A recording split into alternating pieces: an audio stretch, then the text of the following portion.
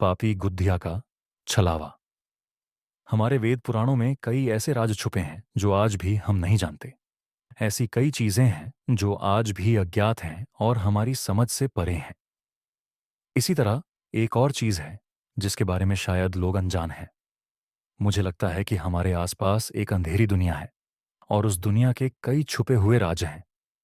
हम जैसे लोगों के लिए उस अंधेरी दुनिया के रहस्य को उजागर करना, यानी एक छोटा दिया लेकर अंधेरे में रास्ता तलाशने जैसा है। जब भी हमारे पूर्वज हमें अपने समय की कुछ कहानियां बताते हैं या भूत प्रेतों के बारे में किस्से सुनाते हैं, तो हम उन्हें अक्सर बकवास मान लेते हैं। हम इस अंधेरी दुनिया की बातों को झूठ समझते हैं और उसका मजाक उड़ाते हैं। लेकिन कभी-कभी अचानक हमें कुछ अजीब सा एहसास होता है कि यह सिर्फ कहानियां नहीं हैं, इनमें कुछ राज छुपे हैं। जब हमें कोई डरावना एहसास होता है तो हम सोचने लगते हैं कि यह कैसे हो सकता है, लेकिन इसका हमारे पास कोई जवाब नहीं होता। वह बस एक रहस्य बनकर रह जाता है। पीछे रह जाते हैं तो सिर्फ सवाल और घटनाएं। ऐसी ही एक घटना मेरे एक दोस्त के साथ घटी थी। इसे आप छलावा कहें या कुछ और, लेकिन किसी की सिर्फ एक कल्पना कैसे किसी के विनाश का कारण बन सकती है, यह इसका एक जीता जागता उदाहरण है। मैं आगे बताऊंगा कि मैंने ऐसा क्यों कहा है। अभी तो मैं आपको बस वो घटना बताता हूं जिसे हम भूत कहते हैं। वह किसी इंसान के लिए वरदान हो सकता है, लेकिन हर चीज की एक कीमत होती है जो कभी ना कभी हमें चुकानी पड़ती है। मेरा नाम नीरज है। आज मैं आपको मेरे एक दोस्त के साथ घटी घटना बताने जा रहा हूं। हालांकि मुझे उस घटना का कोई अनुभव नहीं था, लेकिन मैं उस घटना को जानता हूं क्योंकि मेरे दोस्त अभिषेक ने मुझे हर एक चीज के बारे में बताया था।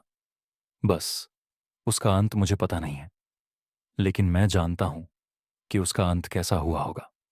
इसलिए अब इस बात का निर्णय आप सभी को खुद करना होगा कि वह घटना सत्य है या असत्य। क्या आपके साथ भी कभी ऐसा हुआ है?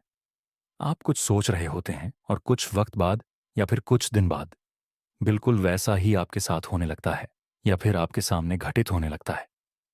किसी अनजान जगह पर आपको कुछ अजीब चीजें दिखाई देती हैं, कुछ भयानक अनुभव होते हैं। यदि कोई आपसे कहता है कि कुछ बुरा होने वाला है, किसी जगह पर कुछ बहुत ही भयानक चीज है, किसी चीज का वास है या कोई है जो उस जगह पर मंडरा रहा है, तो आप भी उस जगह पर बुरी चीजों का अनुभव करने लगते हैं। अभिषेक अक्सर भूत प्रेतों की कहानियों को लेकर मजाक किया करता था। उसे ऐसी कहानियों से बहुत चिढ़ थी। उसके लिए भूत पिशाच की बातें बस किसी बकवास की तरह होती थीं। कभी कभी तो वह हम पर भी गुस्सा हो जाता था। उसके मुताबिक यह सभी फर्जी कहानियां हैं या फिर मूर्ख लोगों द्वारा लोगों को बेवकूफ बनाने के लिए बनाई गई बातें हैं। अभिषेक पढ़ा लिखा था। वह अपना काफी समय मोबाइल या लैपटॉप पर काम करने में और पढ़ाई करने में बिताता था। कभी कभी वह भूत प्रेत और पिशाच के बारे में कहानियां भी पढ़ता था और घंटों तक हमारे साथ उनके बारे में बातें करता था। वह हमसे कहता था कि दुनिया में कोई भूत नहीं है, हम बस अपने अतीत से डरते हैं। हम सब ने अपने अतीत में कुछ गलतियां की हैं और वही हमारी गलतियां भूत हैं। उन्हीं को हम भूत समझ लेते हैं और उस वजह से हमारे मन में डर बना रहता है। जब भी हम किसी ऐसी जगह पर फंस जाते हैं या सुनसान जगह पर चले जाते हैं, तब हमारा ही अतीत हमारे सामने भूत बनकर खड़ा हो जाता है और उसी से हम डर जाते हैं। बाकी सब कुछ झूठ है, सब कुछ छलावा है। एक दिन लैपटॉप पर कुछ खोजते समय अभिषेक को एक लिंक मिली। यह एक कम्युनिटी थी, जैसे फॉरम या रेडिट पर होती है। उस कम्युनिटी का नाम था खौफनाक अनुभव। उसने सोचा कि चलो देखते हैं कि लोग इस कम्युनिटी पर क्या बकवास डाल रहे हैं, कैसी कैसी फालतू बातें कर रहे हैं। उसने तुरंत ही लिंक पर क्लिक कर दिया और उस कम्युनिटी पर पहुंच गया। वहां कई लोगों ने अपने भयानक अनुभव शेयर किए थे। करीबन हजारों लोग थे जिन्होंने अपने भयानक अनुभव के बारे में लिखा था। अभिषेक ने उनमें से कुछ को पढ़ना शुरू किया। वहां एक जोड़े ने एक नए घर में जाने का अपना अनुभव लिखा था, जहां उन्हें उनके नए घर में किसी अतृप्त आत्मा ने सताया था और आखिरकार उन्हें वह घर छोड़ना पड़ा। एक इंसान ने अतृप्त आत्माओं से ग्रस्त एक गुड़िया का अनुभव लिखा था। प्रेत, बाधित जगहों के बारे में भी कई लोगों ने तरह तरह के अनुभव शेयर किए थे। साथ ही कई लोगों ने पिशाच बाधा के संबंध में अपने उपाय, मंत्र या विधि आदि लिखे थे। अभिषेक ने ऐसी बहुत सी पोस्ट पढ़ी। उन सभी अनुभवों और उन पर लिखे समाधान को पढ़कर उसे अपने आप पर बहुत हंसी आ रही थी। अभिषेक बिस्तर पर लेटे लेटे सोच रहा था कि कैसी अंधविश्वासी बातें हैं। जैसे अमावस्या के दिन एक नींबू पर 21 बार वार करो और ठीक 21 घंटे बाद नींबू तुम्हें मुसीबत से बाहर निकाल देगा। क्या बकवास है। और तो और, एक काली लकड़ी पर आटे का एक गोला बनाकर उसमें उसी आटे से बनी गुड़िया रख दो। फिर अपने बाएं हाथ की उंगली काटकर उस पर खून बहा दो। फिर एक मंत्र का जाप करो और आपकी सारी इच्छाएं पूरी हो जाएंगी। सबके बारे में सोचते सोचते उसे एक विचार आया। अगर मैंने भी कुछ ऐसा ही अपना एक झूठा अनुभव यहां शेयर किया तो? उसने सोचा, एक कोई झूठी कहानी, एक बनावटी अनुभव के बारे में पोस्ट लिखकर देखता हूं। देखो तो सही, लोग उस पर क्या सोचते हैं। इस विषय में सोचते सोचते वह सो गया। अगले दिन अभिषेक शाम को जल्दी घर आ गया। रात के खाने के बाद वह अपना लैपटॉप खोलकर बैठ गया और उस कम्युनिटी पर चला गया। उसने उस कम्युनिटी पर अपना नया अकाउंट खोला और उसे नाम दिया पापी गुड़िया। अभिषेक ने अपने अनुभव के बारे में एक झूठी पोस्ट लिखने के लिए पूरा दिन कई काले जादू की वेबसाइट्स पर जाकर देखा। वहां से उसने कुछ जानकारी इकट्ठा की। उसका प्रयास ये था कि किसी भी तरह उसकी पोस्ट किसी को झूठी नहीं लगनी चाहिए। इसलिए उसने हर तरह की जानकारी निकाली जो लोगों को पढ़ने में सच लगे। दिन भर में उसने सोच लिया था कि उसे क्या लिखना है और क्या नहीं। फिर उसने एक पोस्ट लिखी जो कुछ इस तरह थी। हेलो दोस्तों, आज मैं आपके साथ अपना एक बहुत ही डरावना अनुभव साझा करना चाहता हूं। 2 साल पहले की बात है, जब मैं किसी काम के लिए कोंकण गया था। वहां मैं कुछ दिनों के लिए एक सरकारी कॉटेज में रुका था। वहां मुझे कुछ बहुत ही अजीब सा अनुभव हुआ। वहां कुछ था जो मेरे आसपास मंडरा रहा था। रात के 12 बजे के बाद मुझे किसी तरह की एक अजीब सी आवाज़ें सुनाई दी, जैसे वो एक अजीब तरह का शोर हो।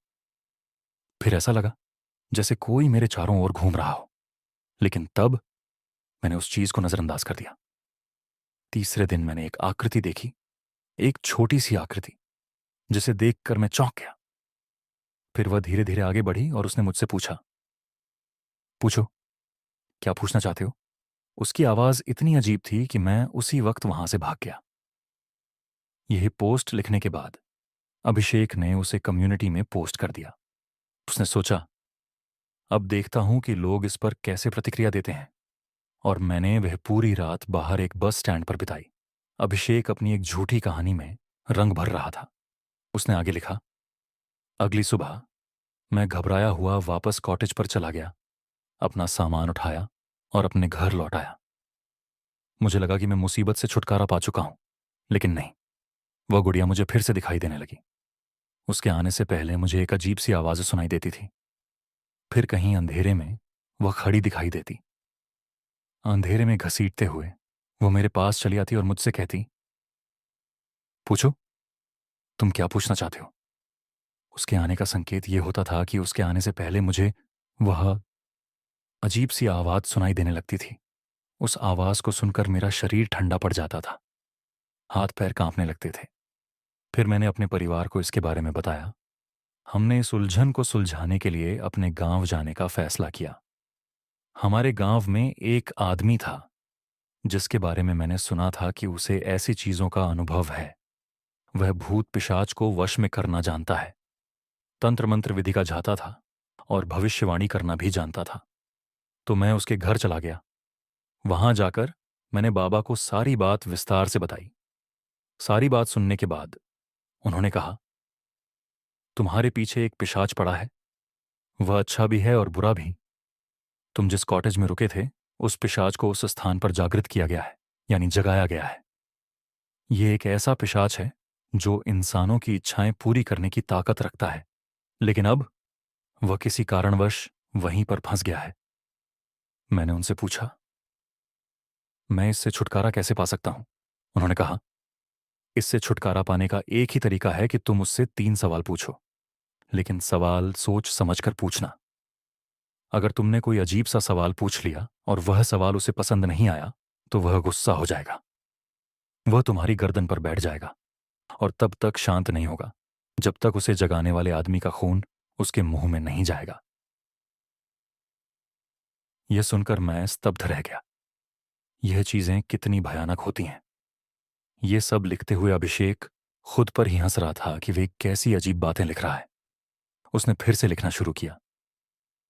फिर मैंने 3 आसान सवाल पूछने का निर्णय लिया, क्योंकि मुझे डर था कि अगर मैंने कुछ गलत पूछ लिया तो मेरे साथ कुछ बुरा हो सकता है। अगली रात वह गुड़िया जिसमें वह पिशाच छिपा हुआ था वापस आ गया। एक अजीब सी आवाज आई और ऐसा लगा जैसे वो मेरे आसपास ही है। धीरे धीरे वह मेरे करीब आकर खड़ा हो गया। उसने मुझ पर नजर जमाकर कहा, पूछो, तुम क्या पूछना चाहते हो? मैंने निडर होकर उससे 3 सवाल पूछे। उसने मेरे तीनों सवालों का उत्तर दिया और फिर वह वहां से गायब हो गया। उसके बाद मैंने उसे फिर कभी नहीं देखा। लेकिन दोस्तों, क्या आप जानते हैं, अभिषेक ने यहां अपनी कहानी खत्म की। उसने पोस्ट को सबमिट किया और सोचने लगा कि अब इस पर कैसे कैसे रिएक्शन आएंगे।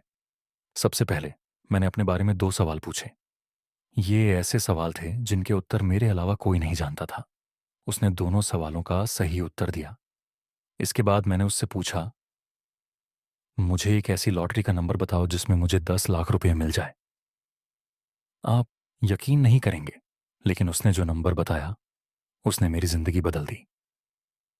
वो सब कुछ होने के बाद वह वहां से चला गया। अब मुझे महसूस हुआ कि मुझे और कुछ मांगना चाहिए था। शायद अगर मैं और ज्यादा मांग लेता तो मैं और भी अमीर बन जाता। यह सोचकर मैं फिर से उस बाबा के पास गया और उन्हें सारी सच्चाई बता दी। मैंने उनसे पूछा, मुझे उस पिशाच को फिर से बुलाना है, उस गुड़िया को जिंदा करना है। उसे बुलाने की विधि क्या है और इसके लिए मुझे क्या करना होगा? बाबा जोर से हंस पड़े और बोले, तुम मूर्ख हो। अच्छा हुआ कि वह लौट गया, वरना ज्यादातर लोग उसे बुलाने के बाद उसके जाल में फंस जाते हैं या फिर मर जाते हैं। हर चीज की अपनी एक कीमत होती है। जब कुछ मिलता है तो कुछ खोना भी पड़ता है। तुम्हें तो खुश होना चाहिए कि तुम सही सलामत बच गए हो। बाबा की यह बात सुनकर भी मैं रुका नहीं। मैंने उन्हें पैसों का लालच भी दिया, लेकिन उन्होंने इनकार कर दिया। उनका यही कहना था कि वह मेरे पाप में भागीदार नहीं बनना चाहते। बाबा ने जो भी कहा हो, लेकिन मैंने ठान लिया था कि चाहे जो भी हो, मैं उस पिशाच को वापस बुलाने का तरीका जानकर रहूंगा। मैंने बाबा के पीछे पड़कर उन्हें मजबूर कर दिया। आखिरकार थक हार कर बाबा ने कहा, मैं तुम्हें विधि बताऊंगा, लेकिन याद रखना, अगर कुछ अच्छा या बुरा होता है तो इसकी जिम्मेदारी केवल तुम्हारी होगी। इस विधि को करते समय बेहद सावधान रहना। ज जब भी अमावस्या की रात करीब हो तभी यह विधि की जा सकती है। इसे अमावस्या के 2 दिन पहले या उसके 2 दिन बाद तक किया जा सकता है, लेकिन ठीक अमावस्या की रात को विधि करने से इसके सफल होने की संभावना और भी बढ़ जाती है। टू, तुम्हें एक साधारण कपड़े की गुड़िया खरीद कर लानी होगी या फिर अपने पास के पुराने कपड़ों से एक बनानी होगी। गुड़िया में हाथ, पैर, आंखें, नाक और मुंह सब कुछ होना चाहिए। 3, फिर अपने नाखून काटकर उसकी एक माला बना लेना। उस माला को गुड़िया को पहना देना। 4, इसके बाद दाहिने हाथ के अंगूठे से खून निकालकर गुड़िया के माथे पर लगाना। 5, फिर नमक का एक घेरा बनाकर गुड़िया को उस घेरे में रखना। 6, अपना दाहिना हाथ गुड़िया की छाती पर रखकर उसे पुकारना। इसके लिए तुम्हें एक मंत्र बोलना होगा। बाबा ने चेतावनी दी, सावधान रहना, क्योंकि यह विधि करते समय अगर कुछ भी गलत हुआ तो इसका अंजाम बहुत भयानक हो सकता है। यह सब सुनने के बाद मैंने मन ही मन फैसला कर लिया कि मैं इसे जरूर आजमाऊंगा। ओ कामना पूर्ण पिशाच अहम तवा मायाम अगमम पूता अगमम इच्छा पूर्ण कर तू अहम। यह मंत्र बोलते ही ऐसा लगेगा जैसे उस गुड़िया में जान आ गई हो। एक अजीब सी आवाज सुनाई देगी जो इस बात का संकेत होगा कि पिशाच अब तुम्हारे पास पहुंच चुका है। लेकिन एक बात का ध्यान रखना होगा, तुम्हें उस गुड़िया से यानी उस पिशाच से जो भी 3 सवाल पूछने हैं उन्हें पहले ही लिखकर रखना होगा। तीनों सवालों के जवाब मिलने तक गुड़िया उसी घेरे के अंदर रहनी चाहिए। अगर किसी कारण से विधि ठीक से नहीं हुई तो तुम्हें कुछ भी महसूस नहीं होगा। गुड़िया में कोई हलचल नहीं होगी। ऐसी स्थिति में तुम उस गुड़िया को फेंक सकते हो। अगर गुड़िया जाग गई और तुमने डर के मारे उससे सवाल नहीं पूछा तो वह तुम्हें हर रात दिखाई देगी। वह तुमसे पूछेगी, पूछो, तुम क्या पूछना चाहते हो। अगर उसे गुस्सा आ गया तो वह तुम्हें मार भी सकती है। अगर तुम उससे सवाल पूछने के बाद भी उसे देखते रहो तो समझ लो कि तुम बड़े संकट में हो। इस स्थिति में इस दूसरे मंत्र को 3 बार बोलना होगा।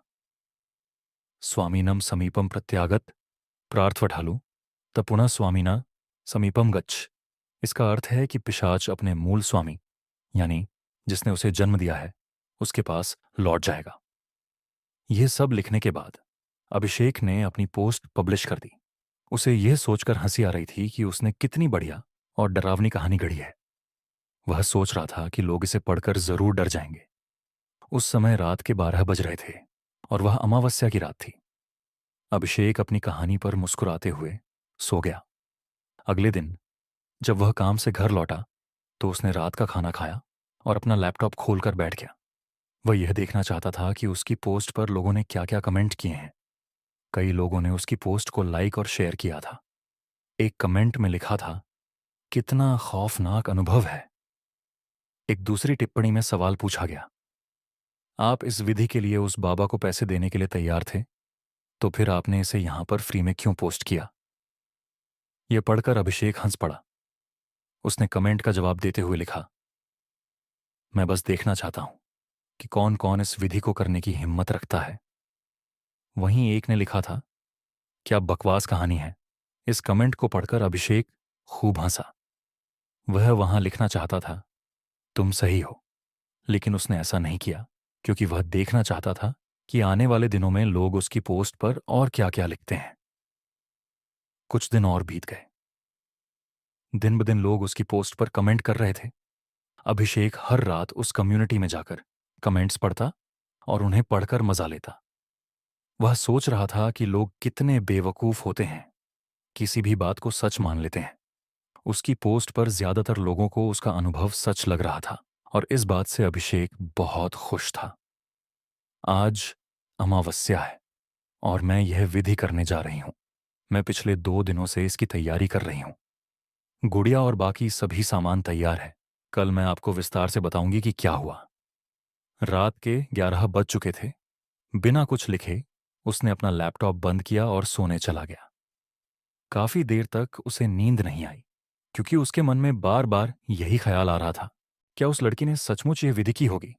क्या उसने सचमुच यह सब कुछ आजमाया होगा। अगर किया तो क्या हुआ होगा। इन सब के बारे में सोचते सोचते अभिषेक के शरीर पर रोंगटे खड़े हो गए।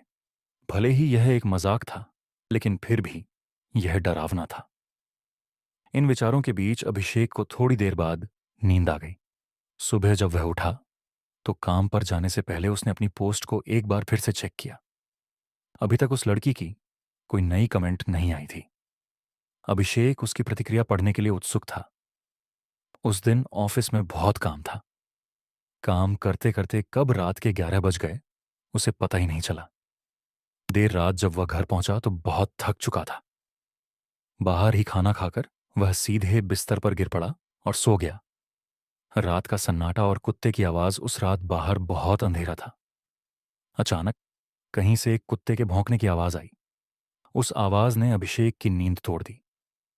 फिर कुत्ते ने भौंकना बंद कर दिया और एक अजीब सी धीमी आवाज उसे सुनाई देने लगी, जैसे कोई उसे बुला रहा हो।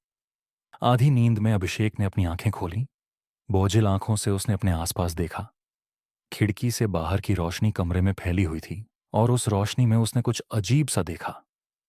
वह लगभग 1 फुट लंबी सफेद कपड़े से सिली हुई एक गुड़िया थी। उस गुड़िया को देखकर अभिषेक को झटका सा लगा। उसकी नींद पूरी तरह उड़ गई। घबराकर वह उठकर बैठ गया। उसकी गर्दन के रोंगटे खड़े हो गए। सामने खड़ी गुड़िया अब हिलने लगी थी और धीरे धीरे अभिषेक की ओर बढ़ रही थी। रात के गहरे सन्नाटे में गुड़िया के घिसटने की आवाज उसे साफ सुनाई दे रही थी। अभिषेक कांपती आंखों से गुड़िया को देखता रहा।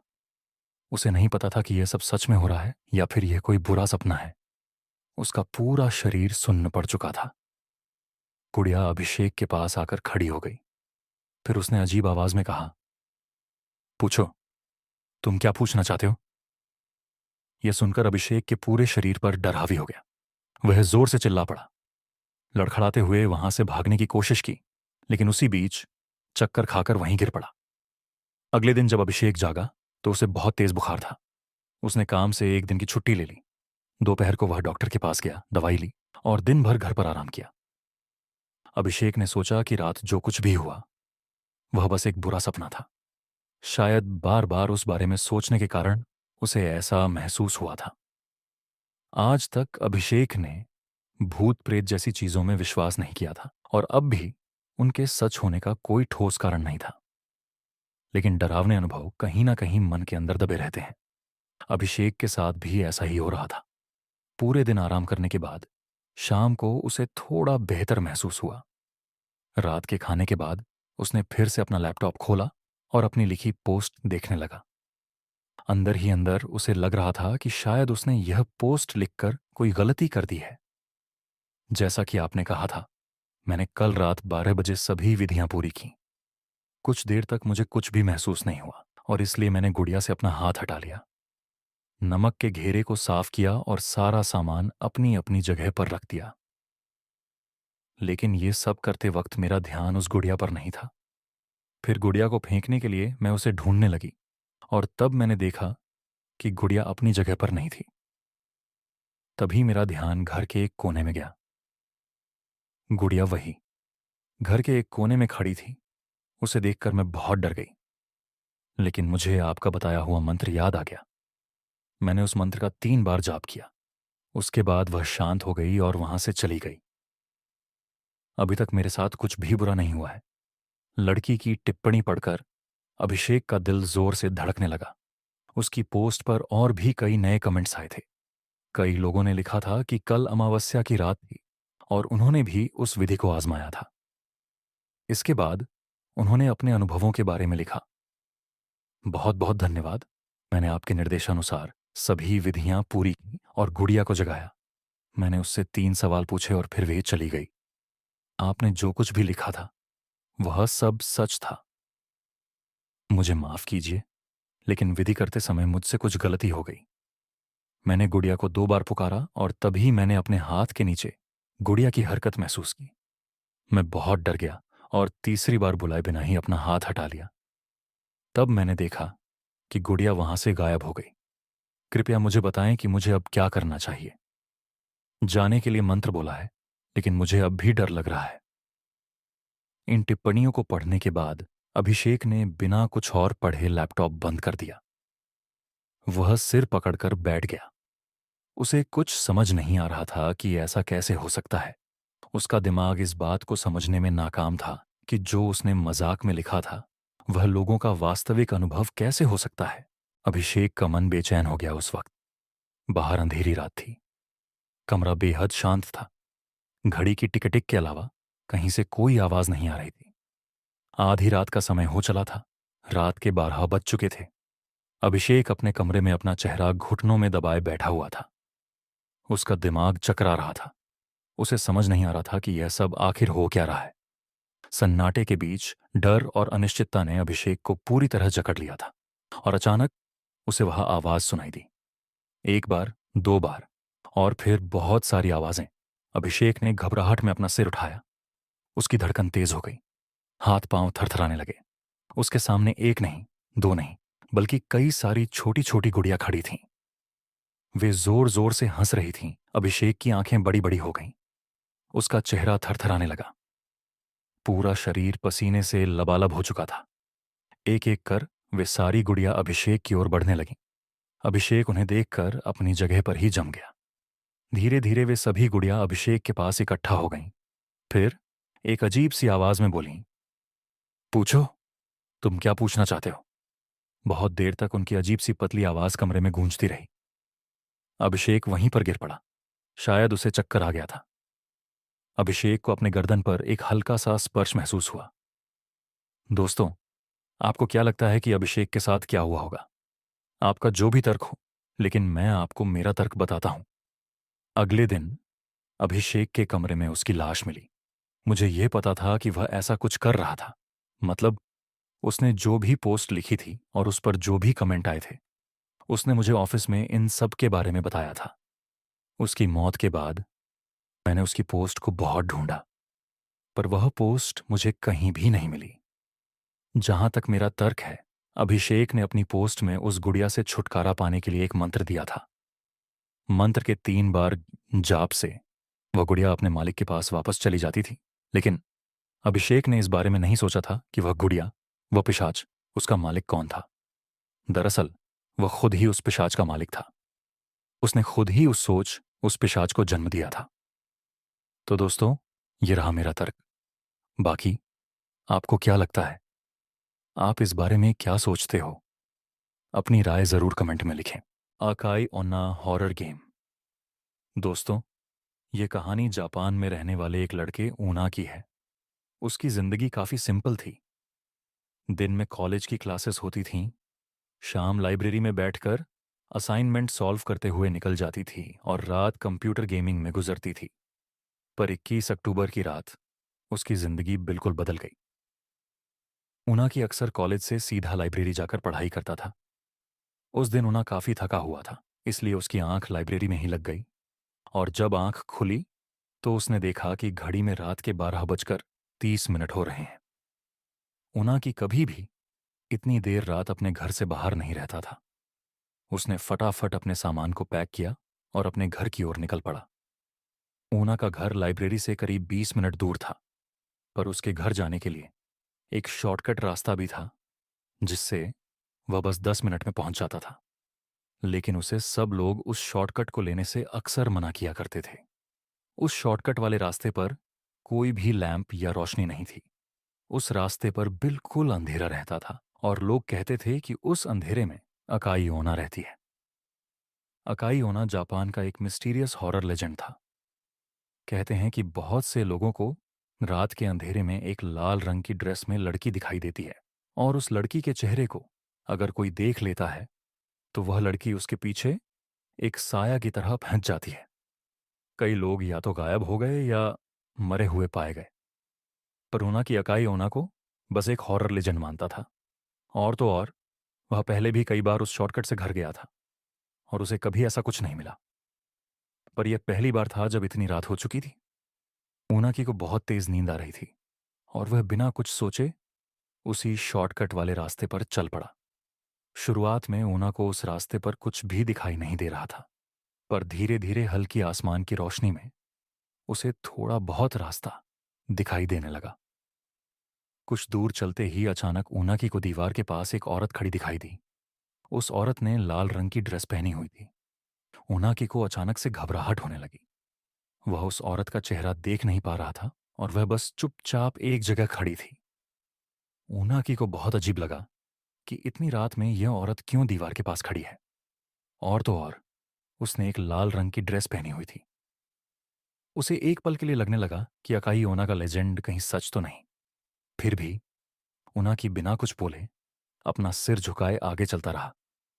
लेकिन जैसे ही उनाकी उस औरत के पास से गुजरा, उससे रहा नहीं गया और उसने नजर उठाकर उस औरत के चेहरे को देख लिया और उसके होश उड़ गए। उस औरत का चेहरा भयानक था, इतना सफेद कि ऐसा लग रहा था कि वहां पर किसी औरत की लाश खड़ी हुई है। इतना अजीब चेहरा ओनाकी ने आज तक नहीं देखा था। ओनाकी उस औरत को देखकर बहुत डर गया और वहां से जल्दी से भाग गया। जैसे तैसे वह अपने घर पहुंचा। ओनाकी ने जो देखा वह उसे भूल नहीं पा रहा था। उस औरत का चेहरा मानो उसके दिमाग के अंदर छप गया था। अगले दिन ओनाकी अपनी उसी रूटीन के साथ जिंदगी जीने लगा, पर अब शाम होते ही उसके साथ कुछ अजीब होने लगा था। उसे ऐसा महसूस होता कि जैसे उसके आसपास कोई मौजूद है जो उस पर नजर गड़ाए बैठा हुआ है। ऐसी ही एक रात ऊनाकी अपने बिस्तर पर चादर ओढ़कर सो रहा था। तभी उसे ऐसा लगा कि जैसे किसी ने उसकी चादर को नीचे की तरफ से खींचा। ऊनाकी की नींद खुल गई। उसने सहमी नजरों से इधर उधर देखा तो उसे कुछ नहीं दिखा। पर तभी उसकी आंखों के सामने एक लाल परछाई तेजी से कमरे की खिड़की के बाहर चली गई। उनाकी को अपनी आंखों पर विश्वास नहीं हो रहा था। उसे लग रहा था कि वह पागल होता जा रहा है। उसने खुद को समझाया कि यह सब उसका वहम था और जबरदस्ती अपनी आंखें बंद करके छत की तरफ मुंह करके सो गया। कुछ देर तक सोने की कोशिश करने के बाद उनाकी ने बेचैनी में अपनी आंख खोली और फिर जो उसे दिखा वह इस दुनिया के ही परे था। उसके कमरे की छत पर बिस्तर के ठीक ऊपर वही लाल ड्रेस वाली लड़की दीवार से चिपकी हुई उसे घूर रही थी। उनाकी जोर से चीखा और वहीं उसकी नींद खुल गई। उनाकी को अब समझ आया कि वह असल में यह सब एक सपने में देख रहा था। उसका गला बुरी तरह सूख गया और पूरा शरीर पसीने पसीने में भीगा था। तभी वह उठकर पानी पीने लगा। पानी पीते हुए उनाकी की नजर अपने कमरे की खिड़की पर गई और उसके हाथ से पानी का गिलास छूट गया।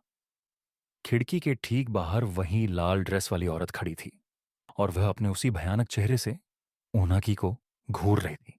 लेकिन उनाकी ने जैसे ही लाइट्स ऑन की तो उसने देखा कि खिड़की पर कोई नहीं था।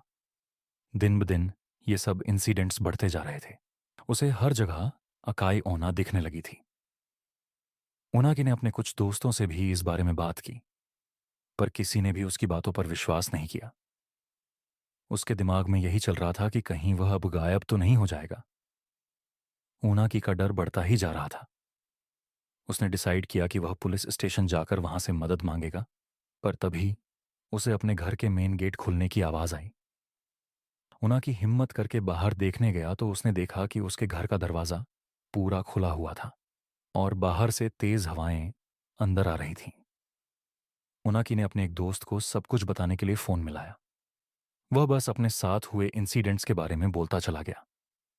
तभी बात करते करते वह एकदम से रुक गया, क्योंकि उसे अपनी गर्दन के ऊपर किसी की सांसें महसूस हुईं। उनाकी समझ गया कि उसके पीछे कोई खड़ा था। एकदम से उसे एक हाथ अपनी गर्दन पर आता हुआ महसूस हुआ। जब उनाकी ने शीशे में देखा तो वह कांप उठा। अकाई ओना उसके ठीक पीछे खड़ी थी। उनाकी ने घबराते हुए अपने दोस्त से फोन पर कहा, अकाई ओना, वो मुझे लेने आई है। वो वो मुझे लेने आ गई है। कुछ ही देर बाद उनाकी का दोस्त उसके घर पहुंचा। उनाकी का पूरा घर तहस नहस हो चुका था। ऐसा लग रहा था कि जैसे घर के अंदर कोई तूफान आया हो। उसके दोस्त ने पूरा घर ढूंढा, पर उनाकी कहीं भी नहीं था। उनाकी अपने ही घर से गायब था और उस दिन के बाद वह कभी किसी को नहीं मिला। आज तक कोई नहीं जानता कि उनाकी के साथ आखिर हुआ क्या था। कौन है अकाई ओना और क्यों वह जापान में लोगों को गायब कर रही है? इन सभी सवालों के जवाब तो हमारे पास नहीं है, पर हम सिर्फ इतना जानते हैं, अगर आपको कभी कोई ऐसी औरत किसी अंधेरी गली में खड़ी दिखाई दे तो वहां से वापस मुड़ जाना ही बेहतर है। School horror story 8th class में पढ़ रहे रिजुल की है। वैसे उसे पढ़ने लिखने का ज्यादा शौक नहीं था, पर रोज एक पीरियड को वह बहुत ही शिद्दत से अटेंड करता था। वेंकट सर का पीरियड। वेंकट सर रिजुअल की क्लास को मैथ्स पढ़ाते थे और रिजुअल के सबसे फेवरेट टीचर भी थे। रिजुअल उनकी हर क्लास फर्स्ट बेंच पर बैठकर अटेंड करता था। वेंकट सर की खास बात यह थी कि एक अच्छे टीचर होने के साथ साथ वह बहुत पंक्चुअल भी थे। वह क्लास में कभी भी लेट नहीं आते थे। पर उस दिन कुछ अलग था। पीरियड शुरू हुए 10 मिनट हो चुके थे, पर वेंकट सर अब तक क्लास में नहीं आए थे। सभी बच्चे क्लास में शोर मचाने लगे, पर रिजुअल फ्रंट सीट पर बैठ बस क्लास के दरवाजे की तरफ देखे जा रहा था। तभी उसने देखा कि क्लास के दरवाजे से टेढ़ा होकर कोई क्लास के अंदर झांक रहा था, और जैसे ही रिजुअल की नजर उस आदमी से मिली, वह दरवाजे से हटकर कॉरिडोर की तरफ चल दिया। रिजुअल कोई वह इंसान पूरी तरह से तो नहीं दिखा, पर उसे वह कुछ जाना पहचाना सा लग रहा था। इसलिए रिजुअल अपनी डेस्क से उतरकर उस आदमी के पीछे क्लास से बाहर चला गया। बाहर निकलते ही रिजुअल ने देखा कि वह कोई और नहीं बल्कि वेंकट सर ही थे, और अब वह कॉरिडोर में चलते हुए उसके क्लासरूम के पोर्ट डायरेक्शन में जा रहे थे। रिजुअल को यह बात समझ नहीं आई। रिजुअल ने उन्हें बुलाने की कोशिश भी की, पर ऐसा लग रहा था कि जैसे उन तक रिजुअल की आवाज ही नहीं पहुंच रही थी। तभी वह रिजुअल के सामने एक दूसरे क्लासरूम के अंदर घुसे। रिजुअल दौड़कर उनके पीछे गया। वह क्लासरूम में आ गया, पर अंदर घुसते ही वह बहुत हैरान हो गया। जिस क्लास में उसके सामने सर घुसे थे, वह क्लास बिल्कुल खाली थी। रिजुअल को कुछ समझ नहीं आ रहा था। तभी उसे कॉरिडोर में किसी के चलने की आवाज आई। उसने बाहर निकलकर देखा तो कॉरिडोर में कोई और नहीं, बल्कि वेंकट सर ही चल रहे थे। रिजुअल अब भी उन्हें आवाज लगाता हुआ उनके पीछे भागा, पर वेंकट सर मानो अब भी रिजुअल की आवाज को सुनकर अनसुना कर रहे थे। रिजुअल तेजी से उनके पीछे गया। तभी वेंकट सर कॉरिडोर के आखिर में लगी एक खिड़की के पास खड़े हो गए। रिजुअल उनके पास जाने लगा तो उसकी नजर जमीन पर गई। खिड़की से बहुत तेज धूप आ रही थी, जिसकी वजह से जमीन पर रिजुअल की ओर खिड़की की भी परछाई बन रही थी, पर वहां वेंकट सर की कोई भी परछाई नहीं थी। ये बात रिजुअल को बहुत ही ज्यादा अजीब लगी, पर अब वेंकट सर उसके सामने ही खड़े थे। वह उनके पास गया और उनसे कहने लगा, सर, हमारी क्लास में आपका पीरियड है, आप क्लास लेने क्यों नहीं आए? रिजुअल के बात बोलते ही कॉरिडोर में एक अजीब सा सन्नाटा छा गया।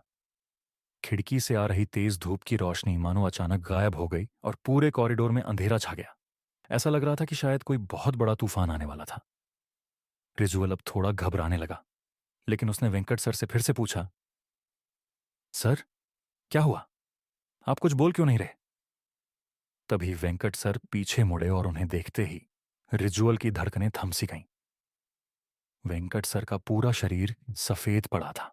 उनके चेहरे का मांस उनके चेहरे से नीचे लटक रहा था और वह बहुत ही ज्यादा भयानक लग रहे थे। रिजुअल डर के मारे धीरे धीरे पीछे होने लगा। रिजुअल को अपनी आंखों पर विश्वास ही नहीं हो रहा था। अचानक ही उसके सामने खड़े वेंकट सर ने अपने मुंह को खोलकर बहुत बड़ा कर लिया और वह कुछ बोलने की कोशिश करने लगे, लेकिन अजीब सी आवाजों के अलावा वह कुछ भी नहीं कह पा रहे थे।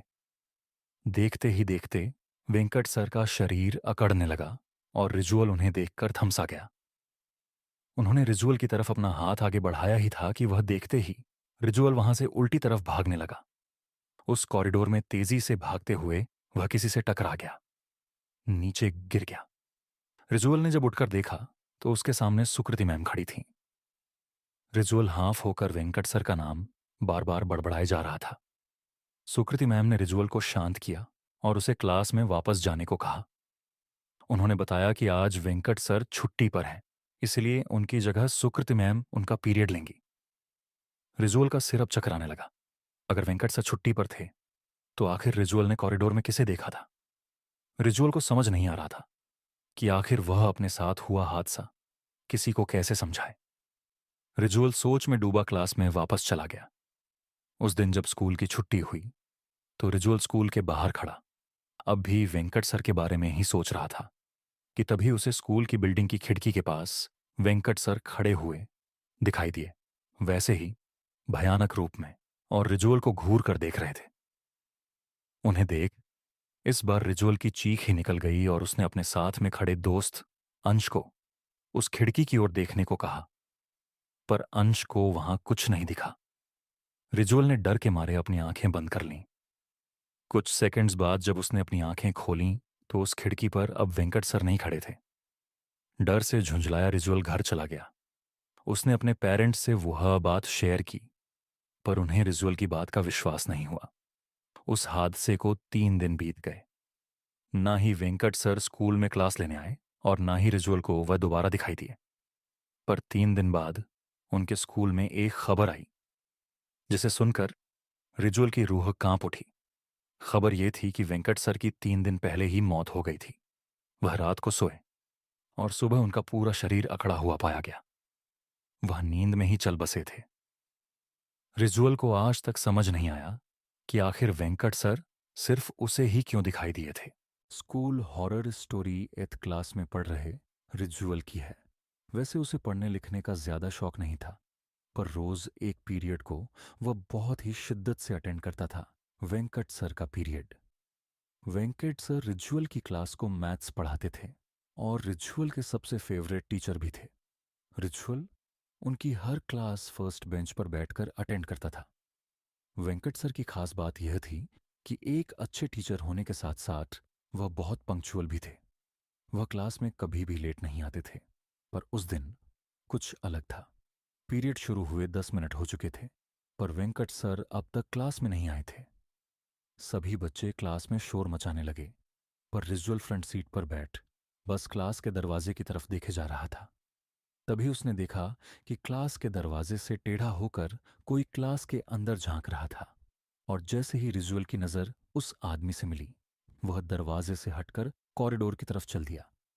रिजुअल को वह इंसान पूरी तरह से तो नहीं दिखा, पर उसे वह कुछ जाना पहचाना सा लग रहा था। इसीलिए रिजुअल अपनी डेस्क से उतरकर उस आदमी के पीछे क्लास से बाहर चला गया।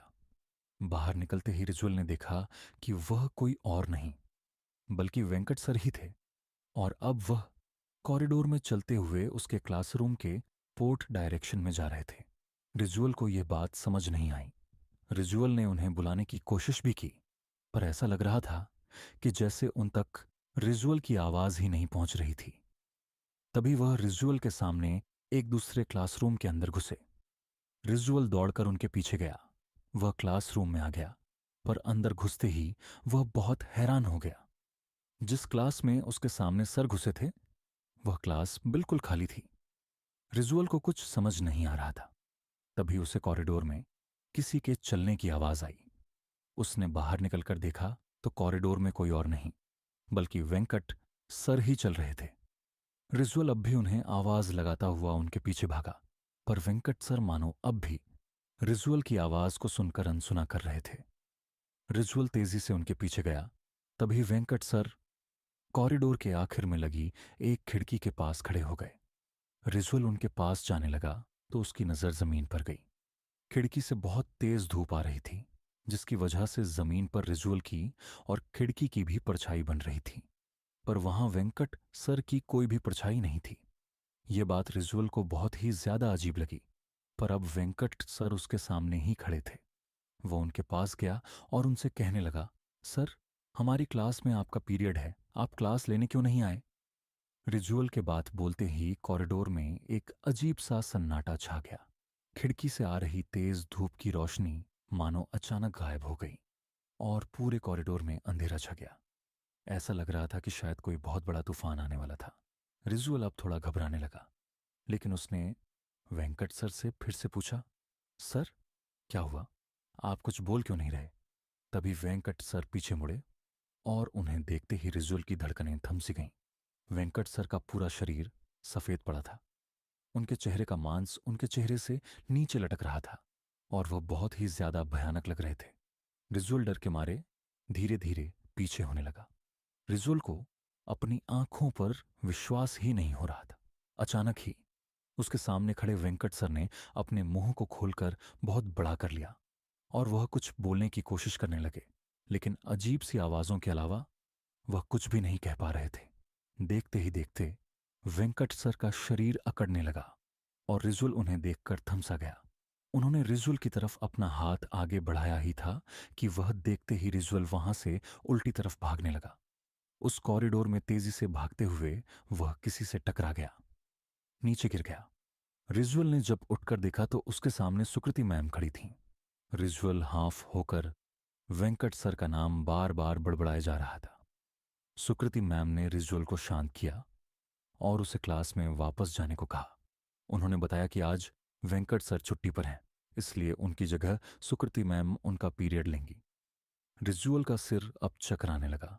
अगर वेंकट सर छुट्टी पर थे तो आखिर रिजुअल ने कॉरिडोर में किसे देखा था? रिजुअल को समझ नहीं आ रहा था कि आखिर वह अपने साथ हुआ हादसा किसी को कैसे समझाए। रिजुअल सोच में डूबा क्लास में वापस चला गया। उस दिन जब स्कूल की छुट्टी हुई तो रिचुअल स्कूल के बाहर खड़ा अब भी वेंकट सर के बारे में ही सोच रहा था कि तभी उसे स्कूल की बिल्डिंग की खिड़की के पास वेंकट सर खड़े हुए दिखाई दिए, वैसे ही भयानक रूप में, और रिचुअल को घूर कर देख रहे थे। उन्हें देख इस बार रिचुअल की चीख ही निकल गई और उसने अपने साथ में खड़े दोस्त अंश को उस खिड़की की ओर देखने को कहा, पर अंश को वहां कुछ नहीं दिखा। रिचुअल ने डर के मारे अपनी आंखें बंद कर लीं। कुछ सेकंड्स बाद जब उसने अपनी आंखें खोलीं तो उस खिड़की पर अब वेंकट सर नहीं खड़े थे। डर से झुंझलाया रिजुअल घर चला गया। उसने अपने पेरेंट्स से वह बात शेयर की, पर उन्हें रिजुअल की बात का विश्वास नहीं हुआ। उस हादसे को 3 दिन बीत गए। ना ही वेंकट सर स्कूल में क्लास लेने आए और ना ही रिजुअल को वह दोबारा दिखाई दिए। पर 3 दिन बाद उनके स्कूल में एक खबर आई जिसे सुनकर रिजुअल की रूह कांप उठी। खबर यह थी कि वेंकट सर की 3 दिन पहले ही मौत हो गई थी। वह रात को सोए और सुबह उनका पूरा शरीर अकड़ा हुआ पाया गया। वह नींद में ही चल बसे थे। रिजुअल को आज तक समझ नहीं आया कि आखिर वेंकट सर सिर्फ उसे ही क्यों दिखाई दिए थे। मुझे पता है कि आपको ऑलरेडी वन विन के crazy lucky drive give Awez के बारे में पता है। बहुत सारे लोग पार्टिसिपेट कर रहे थे और अपनी परफॉर्मेंस की प्रैक्टिस के लिए वह स्कूल खत्म होने के बाद स्टे बैक करने वाली थीं। उनके साथ साथ उनके 2 और दोस्त पॉल और रमन स्टे बैक कर रहे थे। डांस प्रैक्टिस करते वक्त मीशा के दोस्त पॉल का बैलेंस बिगड़ गया और वह नीचे गिर गया। उसका पैर ट्विस्ट हो गया था और वह बुरी तरह दर्द से चिल्ला रहा था। स्कूल के सब टीचर्स जा चुके थे और हेल्प के लिए उन बच्चों के पास कोई भी नहीं था। तभी मिशा भागकर मेडिकल रूम गई, पर वहां भी तब तक ताला लग चुका था। उसी वक्त मिशा को लगा कि जैसे कोई उसके पीछे से ऊपर गया है। वह मुड़ी तो उसे एक परछाई पर जाते हुए दिखी। मिशा को लगा कि शायद दियो स्कूल स्टाफ में से कोई तो अभी भी स्कूल में है और इसीलिए मिशा उसे रोकने के लिए उसके पीछे भागी। मिशा स्कूल के 3rd फ्लोर पर आ चुकी थी। उस फ्लोर पर स्कूल स्टाफ के अलावा किसी का भी जाना मना था। मिशा पहले तो वहीं सीढ़ियों के पास खड़ी आवाज लगाने लगी, पर उसे कोई जवाब नहीं मिला। इसलिए वह थोड़ी आगे गई। उसने देखा कि उस फ्लोर पर सिर्फ एक ही रूम था और उस पर भी ताला लगा हुआ था। मिशा को कुछ समझ नहीं आया तो वह उस पर अच्छाई को अपने मन का वहम समझकर वापस जाने लगी। लेकिन तभी उसे एक अजीब सी आवाज आई।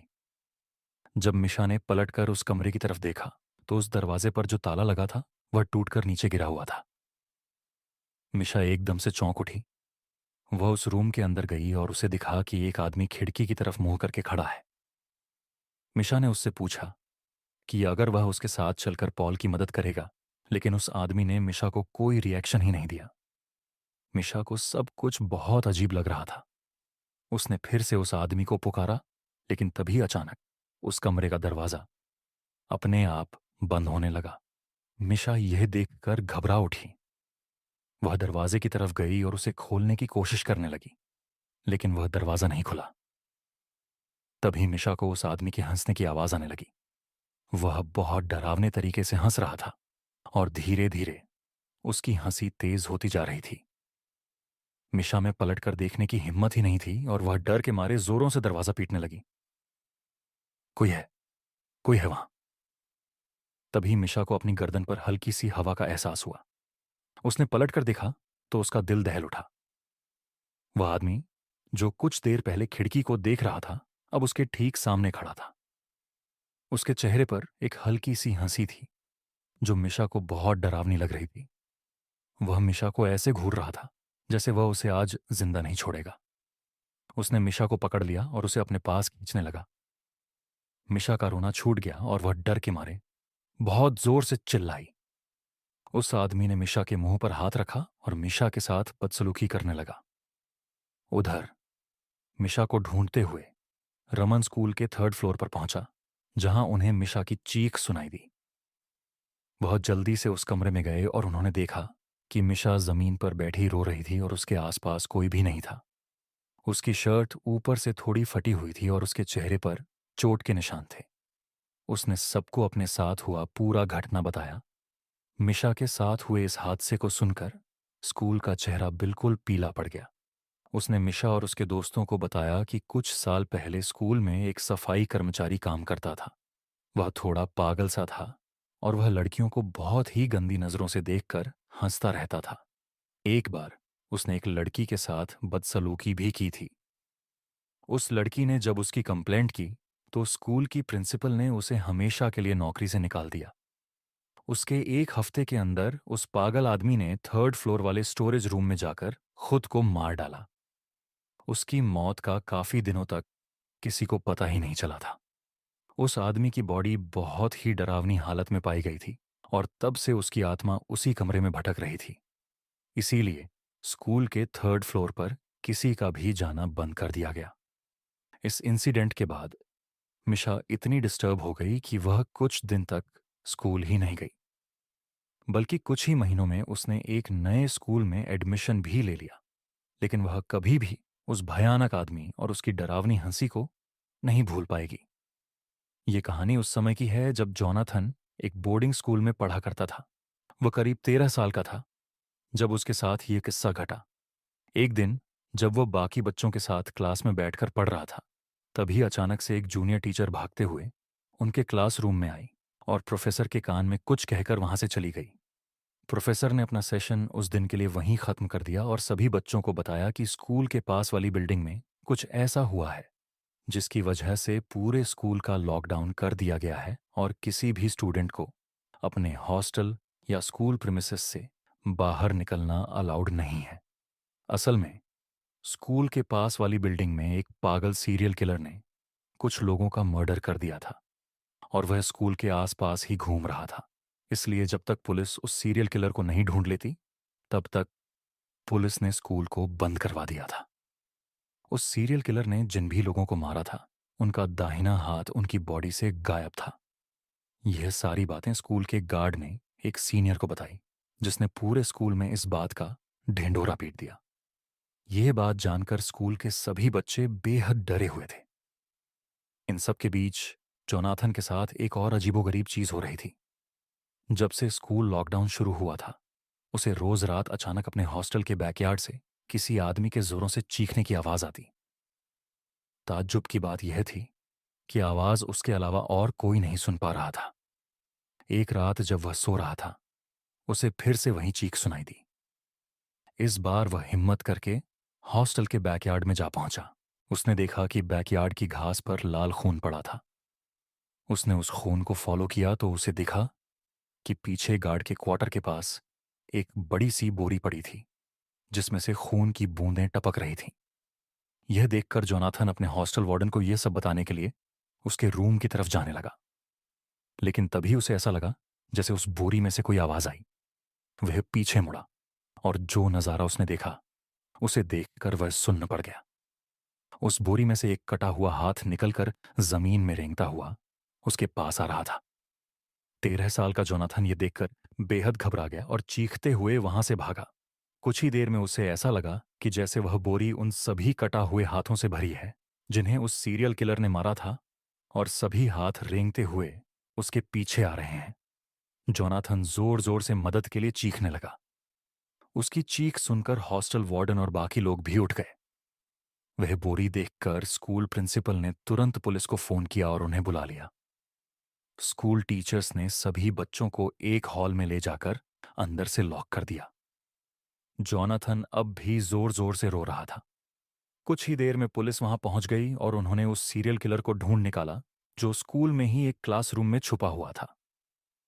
जोनाथन ने उस रात जो महसूस किया, वह सच था या नहीं यह तो नहीं कह सकते, लेकिन वह बोरी सच में उन्हीं सब लोगों के कटे हुए हाथों से भरी थी जिन्हें उस सीरियल किलर ने मारा था। उस दिन के बाद से स्कूल का रूटीन तो नॉर्मल हो गया, लेकिन जोनाथन को आज भी वह खौफनाक सपना आता है जहां एक कटा हुआ हाथ रेंगते हुए उसके पास आ रहा है। बचपन में गर्मी की छुट्टियां हम सभी की फेवरेट हुआ करती थीं, और उन छुट्टियों में समर कैंप तो हम सब कभी ना कभी गए ही होंगे। पर क्या हो अगर यही समर कैंप आपकी जिंदगी की सबसे ज्यादा खौफनाक याद बन जाए। ये घटना जॉर्ज के साथ 2010 में हुई थी, जब वह 14 साल का था और वह अपने शहर से दूर पहाड़ों में एक समर कैंप के लिए गया था। समर कैंप की कैंप साइट उसके नाना नानी के घर के काफी पास थी, इसलिए वह कैंप शुरू होने से पहले कुछ दिन के लिए वहीं चला गया। उसके नाना ने कैंप के ऑर्गेनाइजर से बात कर ली थी कि वह जॉर्ज को बीच रास्ते से ही पिक कर लें। कैंप ऑर्गेनाइजर ने जॉर्ज के नाना को एक स्पॉट बता दिया जहां से वह लोग जॉर्ज को पिकअप करने वाले थे। जॉर्ज और उसके नाना उस लोकेशन पर पहुंचे, लेकिन वहां कोई बस नहीं थी। उन्होंने कैंप ऑर्गेनाइजर को कॉल किया और उसका phone out of network area था। उन्होंने काफी देर इंतजार भी किया, पर वहां कोई नहीं आया। इसके बाद जॉर्ज के नाना ने डिसाइड किया कि वह उसे खुद कैंप साइट तक छोड़कर आएंगे। वह लोग वहां शाम तक पहुंच गए, क्योंकि कैंप साइट मेन रोड से थोड़ा अंदर जाकर थी। तो उसके नाना उसे कैंप में छोड़कर वहां से वापस लौट गए। जॉर्ज जैसे ही कैंप साइट पहुंचा तो उसने देखा कि उस कैंप का माहौल बेहद अजीब था। सारे बच्चे चुपचाप एक सर्कल में बैठे हुए थे और जॉर्ज को अजीबोगरीब नजरों से देख रहे थे। जॉर्ज के नाना के जाते ही ऑर्गेनाइजर बिना कुछ बोले बस वहां से चला गया। जॉर्ज भी उसके पीछे पीछे कैंप को एक्सप्लोर करने लगा। उसने देखा कि एक टेंट पर उसका नाम लिखा था, तो जॉर्ज ने अपना सामान उस टेंट में रखा और बाहर सबके साथ आकर सर्कल में बैठ गया। उसके बैठते ही सभी बच्चे फिर से उसकी तरफ एक अजीब नजर से देखने लगे। जॉर्ज ने एक दो बच्चों से बात करने की कोशिश भी की, मगर कोई कुछ बोल ही नहीं रहा था। सब बस उसे घूर घूर कर देखे जा रहे थे। तभी सर्कल में बैठा एक बच्चा उठा। उसने जमीन पर पड़ा एक बड़ा सा पत्थर उठाया और गुस्से से जॉर्ज की तरफ बढ़ने लगा। उसे देखकर आसपास बैठे बच्चे भी उठे और जॉर्ज की तरफ आने लगे। सबके चेहरों पर बेहद गुस्सा था। जॉर्ज यह देखकर बहुत डर गया। वह बार बार कैंप के ऑर्गेनाइजर को लगाने लगा। जब इतनी बार बुलाने पर भी ऑर्गेनाइजर नहीं आया, तब जॉर्ज वहां से तुरंत उठा और भागकर अपने टेंट में छुप गया। अचानक ही जॉर्ज के टेंट के बाहर बिल्कुल शांति छा गई, जैसे कि वहां कोई हो ही ना। अचानक से शाम पूरी तरह ढल गई और रात के अंधेरे ने उस कैंप साइट को चारों तरफ से घेर लिया। तभी जॉर्ज को दिखा कि कुछ ही दूरी पर एक लड़की जमीन खोद रही थी। जॉर्ज हिम्मत करके उसके पास गया। जॉर्ज ने उससे बात करने की कोशिश की, लेकिन वो लड़की बस पागलों की तरह जमीन खोदे जा रही थी। जॉर्ज ने उससे फिर पूछा कि वह कौन है और क्या कर रही है, तो उस लड़की ने जॉर्ज की तरफ गुस्से से देखा और कहा कि वो जॉर्ज की कब्र खोद रही है। ये सुनकर जॉर्ज घबरा उठा और जल्दी उस लड़की से दूर भाग गया। जॉर्ज को कुछ समझ नहीं आ रहा था कि उस कैंप में आखिर हो क्या रहा है। उसने सोचा कि वह कॉल करके अपने नाना को वापस बुला लेगा और उनके साथ वापस घर चला जाएगा। फोन कॉल करने के लिए वह कैंप ऑर्गेनाइजर के टेंट गया। उसने जैसे ही उस टेंट में झांका तो वहां कोई नहीं था, लेकिन अचानक किसी ने जॉर्ज को पीछे से धक्का दिया और वह टेंट के अंदर जाकर गिर पड़ा। जब जॉर्ज ने मुड़कर देखा तो उसके होश उड़ गए। उसके सामने वही टेंट का ऑर्गेनाइजर, उनका हुलिया बहुत ही ज्यादा डरावना लग रहा था। किसी का शरीर जला हुआ था तो किसी की हड्डियां टूटी हुई थी। उन सब ने हाथ में कोई ना कोई औजार पकड़ा हुआ था और वो ऑर्गेनाइजर हाथ में हथौड़ा लिए जॉर्ज की तरफ बढ़ रहा था। जॉर्ज जोर जोर से चिल्लाते हुए मदद मांग रहा था। उसने अपने हाथों से अपनी आंखें बंद कर लीं। तभी किसी ने उसके हाथ पकड़े और उसे आवाज लगाने लगा। जॉर्ज ने जब आंखें खोलीं तो उसने देखा कि उसके सामने उसके नाना बैठे थे। उसके नाना ने बिना कुछ बोले जॉर्ज का हाथ पकड़ा और उसको वहां से सीधा अपनी कार में ले गए। जॉर्ज अभी भी बहुत डरा हुआ था और उसकी आंखों से आंसू बहे जा रहे थे। कैंप साइट से बाहर जाते जाते जत्था और उसके साथ कैंप के 24 बच्चे खड़े थे। उनका हुलिया बहुत ही ज्यादा डरावना लग रहा था। किसी का शरीर जला हुआ था तो किसी की हड्डियां टूटी हुई थीं। उन सब ने हाथ में कोई ना कोई औजार पकड़ा हुआ था और वो ऑर्गेनाइजर हाथ में हथौड़ा लिए जॉर्ज की तरफ बढ़ रहा था। जॉर्ज जोर जोर से चिल्लाते हुए मदद मांग रहा था। उसने अपने हाथों से अपनी आंखें बंद कर लीं। तभी किसी ने उसके हाथ पकड़े और उसे आवाज लगाने लगा। जॉर्ज ने जब आंखें खोलीं तो उसने देखा कि उसके सामने उसके नाना बैठे थे। उसके नाना ने बिना कुछ बोले जॉर्ज का हाथ पकड़ा और उसको वहां से सीधा अपनी कार में ले गए। जॉर्ज अभी भी बहुत डरा हुआ था और उसकी आंखों से आंसू बहे जा रहे थे। कैंप साइट से बाहर जाते जाते जॉर्ज और उसके नाना को ढेर सारे लोगों की चिल्लाने और रोने की आवाज सुनाई दे रही थी। जॉर्ज काफी देर तक एकदम शांत बैठा रहा और उसने अपने नाना से बिल्कुल बात नहीं की। उसके नाना ने उस कैंप साइट से करीब 70 से 80 किलोमीटर दूर जाकर गाड़ी रोकी। जॉर्ज के नाना ने जैसे ही उससे उसका हाल पूछा तो वह जोरों से रोने लगा और उसने अपने नाना को सब बताया, वह सब जो उसके साथ उस कैंप साइट पर हुआ था। उसके नाना ने उसे शांत किया और जॉर्ज को गले लगाकर उसे एक ऐसी बात बताई जिसे सुनकर जॉर्ज का दिल दहल गया। जॉर्ज के नाना ने उसे बताया कि जब वे वापस लौट रहे थे तो उनका phone out on off network हो गया था। जब कुछ दूर जाकर उनका फ़ोन नेटवर्क में आया, तो उन्हें एक फ़ोन आया। वो फ़ोन समर कैंप की टीम से था। उन्होंने उसके नाना से कहा कि वे बहुत देर से उनका फ़ोन मिलाने की कोशिश कर रहे हैं। उन्होंने जॉर्ज के नाना को बताया कि जिस बस में सब बच्चे और कैंप ऑन ऑर्गेनाइजर थे, उसका रास्ते में ही एक्सीडेंट हो गया था और उस एक्सीडेंट में कैंप ऑन ऑर्गेनाइजर के साथ साथ बस में मौजूद सारे बच्चे भी मारे गए। उस फ़ोन कॉल के तुरंत बाद जॉर्ज के नाना जी फौरन ही जॉर्ज को उस कैंप से वापस लेने आ गए। जॉर्ज और उसके नाना जी काफ़ी देर तक एक दूसरे को गले लगाए रहे। उस दिन जॉर्ज 2 बार मौत के मुंह से बचा, लेकिन उसके साथ जो भी हुआ, उसके बाद से कभी भी वह किसी कैंप में नहीं गया और न ही कभी वह उस भूतिया कैंप को भुला पाया है। बोर्डिंग स्कूल, अपने घर से दूर, एक ऐसी जगह है जहां शायद कोई भी आपका अपना नहीं होता। इसी बीच अगर आपके साथ कोई अनहोनी हो जाए तो आप कहाँ जाएंगे? स्कूल्स में आत्मा और पैरानॉर्मल एक्टिविटीज के होने की ऐसी कई घटनाएं हैं जो आपके होश उड़ा देंगी। और हमारी आज की कहानी भी शिमला के एक बोर्डिंग स्कूल में हुई एक ऐसी ही सच्ची घटना पर बेस्ड है। मुंबई में रहने वाले सिड और नेहा की शादी को 2 साल होने वाले थे। वह पहली बार तब मिले थे जब वह दोनों क्लास 11वीं में थे और शिमला के एक बोर्डिंग स्कूल में पढ़ रहे थे। दोनों को तभी एक दूसरे से प्यार हो गया और तभी से वह दोनों एक साथ थे। अब करीब 10 साल बाद वह अपनी एलुमिना मीट यानी अपने स्कूल रियूनियन के लिए वापस अपने पुराने बोर्डिंग स्कूल जा रहे थे। लेकिन उन्हें नहीं पता था कि इस बार कौन सा बुरा साया उनका इंतजार कर रहा है। स्कूल पहुंचते ही सिड और नेहा का स्वागत स्कूल के सीनियर्स ने किया और उन्हें ग्रीट करके वे उन्हें ऑडिटोरियम तक ले गए, जहां प्रिंसिपल ने सभी एलुमनाई का वेलकम किया और पार्टी शुरू करने का ऑर्डर दिया। सिड और नेहा को पार्टी में बहुत मजा आ रहा था। उन्होंने खूब डांस किया और ढेर सारी पिक्चर्स क्लिक की। नेहा डांस करते करते थोड़ी थक गई, तो इसीलिए वह साइड में आकर एक चेयर पर बैठ गई और सभी को एंजॉय करते हुए देखने लगी। तभी उसकी नजर भीड़ के पीछे खड़े एक लड़के पर गई, जो कि उसी को देख रहा था। उस लड़के का हुलिया काफी अजीब था। उसकी आंखों के नीचे काले धब्बे थे, स्किन पीली पड़ी हुई थी और चेहरे पर अजीब सी उदासी थी।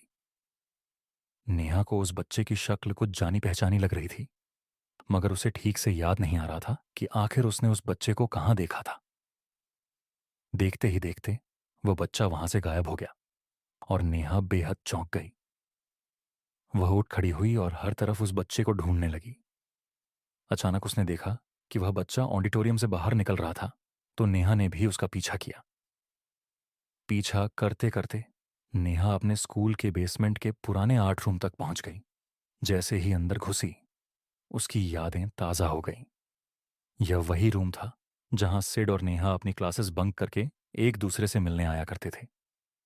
नेहा वहां पड़ी चीजें देखने लगी कि तभी आर्ट रूम का दरवाजा जोर से खुद खुद आंगन की तरफ खुलने लगा। वो आवाजें उसके पीछे से आ रही थीं। वह पलटी और उसने देखा कि वही बच्चा आर्ट रूम के कॉर्नर में बैठा रो रहा था। उसने अपना चेहरा अपने हाथों से छुपाया हुआ था।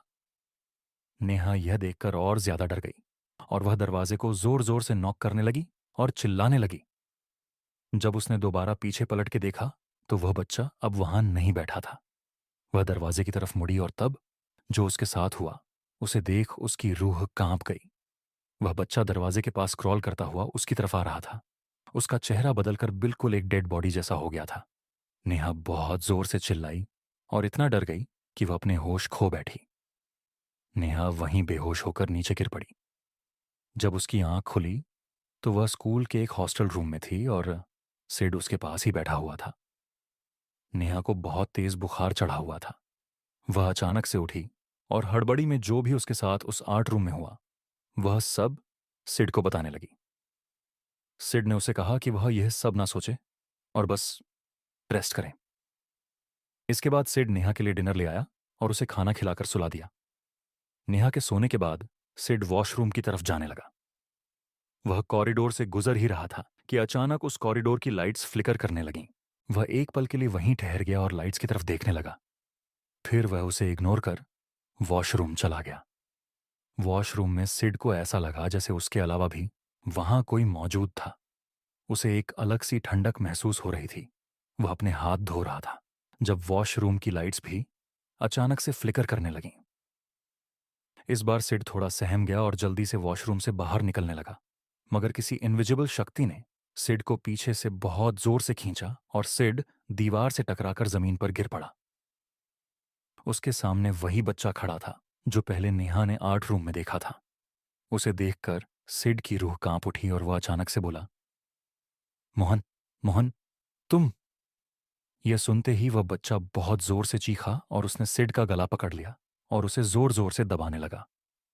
सिड भी चिल्ला उठा और तभी वॉशरूम में हॉस्टल का वार्डन आ गया और उसने सिड को वॉशरूम पर तड़पता हुआ पाया।